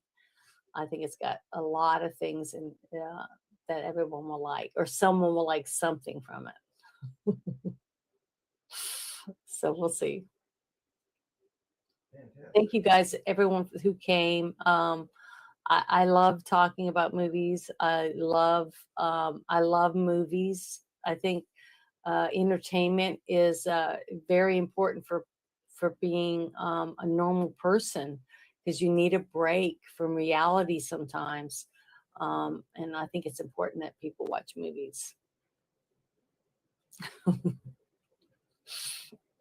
I, as a gamer, as a hobbyist, as a person that enjoys painting up a kinku, which is a funny little humanoid bird thing. Mm-hmm. I can't wait to talk about this movie. This is like The Blues Brothers is a movie that I have watched since I was 5, and I've probably seen that movie more times than any other film from start to finish. In fact, every time my parents and I have gotten together since 2008, Mm-hmm. that movie, if it's not watched in its entirety, we will watch part of it. It seems like that. And when I say that, I mean, like, we're going to hang out for more than one single day. If we're going to hang out for a couple days, the Blues Brothers gets put in the VCR, DVD player, whatever we've got available. We've got the media for Blues Brothers. And it has Carrie Fisher in it. Yes, Carrie Fisher, who's on my desktop. I thought it was really good, especially with a lot of the people that are in our chat on Monday nights, and I think they all have a special place in their heart for Carrie Fisher. So, and Dan Aykroyd, 2 people, and I think I just think it's a good movie to watch to make you happy. And right now, with so much stuff that's going on, we need happiness. Yeah, see how young she was. Yeah, that's my desktop for the past 4.5 years, and nothing's going to change that. So nobody can be smoking hot their whole life. Everybody has gravity, the sun, bad diet, all those things affect you as you get older. yeah, But that's the thing the truth. is, you should grow old with people that you love, people that you care about, and because they're going to get old with you. So you're not alone. No, you're not. We all fit together, and you can all look at each other and just be happy that you knew each other as long as you've known each other, and love each other for what's on the inside. That's all that should really matter. Anyway, Travis J7 1975 says, "Do you know what Carrie Fisher would be doing right now if she was alive?" I'm pretty certain it'd be a bump of cocaine, but that's just me. I'm You didn't do that all the way up until she passed, did she? I believe she did. If she wasn't on that, she was on some other sauce. I know that much. So sad. My name is Bruce. my co-pilot here, Janet, who's been with me for 3 hours. Appreciate every single one of you that's been in here with us tonight. We look forward to entertaining you next week as we talk about the 1980 comedy musical classic, The Blues Brothers. You want to lead us out, Janet? Yeah. If anybody's going to be going into any chats after this space, send me a message and let me know, because we can still talk and stuff. I'm wide awake. I'm not ready to go to bed or anything. So I'd be happy to visit and hang out with everybody in a chat if I know where anybody's going. If you guys want to go raid Culture Casino, they're doing yelling at parked cars. Oh, that's right. That's Comics Division, though, isn't it? Yep. Okay. You said Culture Casino, so I was like, he has a show? Yes, he does. He has a great show. No, I mean tonight. It's tonight, right now. Oh, I thought it was Comics Division's show. It's Comics Division. I believe it's Comics Division. Are you serious? And Culture will be on it with him. Or does he have one show separate? Never mind. It's already over. Damn it. I'm Dark. sorry.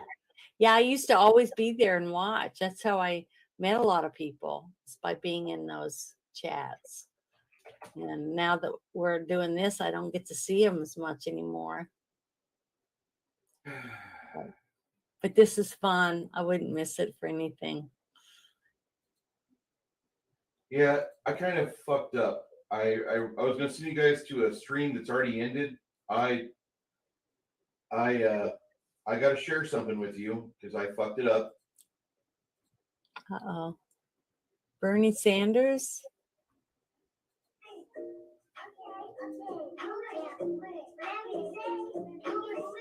All right, I'm done. I can only handle so much of her. Is it a girl? I hate that little girl. Oh, I didn't know if it was a girl or a boy. Pretend to be a girl. It's yeah. We will be go ahead and message us through various Discords, and Janet might be picking up something here. She might be doing a stream later on. Janet, you if you're going to be wide awake, do you want to try StreamYards tonight? Do a what? Do you want to try StreamYards tonight? I mean, you mean me try to do something? Yes. I guess I can, but I still don't know how to put people on it. Okay, I'm going to show you how to do it. Guys, if you'll be here in about 15 minutes on Janet's channel, I'm going to have her go live, and she's going to do her first panel show. But do I do it from my Streamlabs, or do I do it from YouTube? I would set it up on StreamYard.com, and I'll show you how to do that. And you're going to be a wizard at this. Streamlabs, a lot of people get confused on.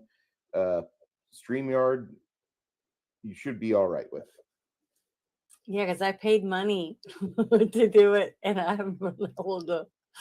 I've done a couple lives, but I haven't been able to add anyone because I don't. Nobody can jump on it with me. I'll show you. We're going to end this tonight, right now, and we're going to go to tech support in about 30 seconds. Keep your Twitters open. Janice.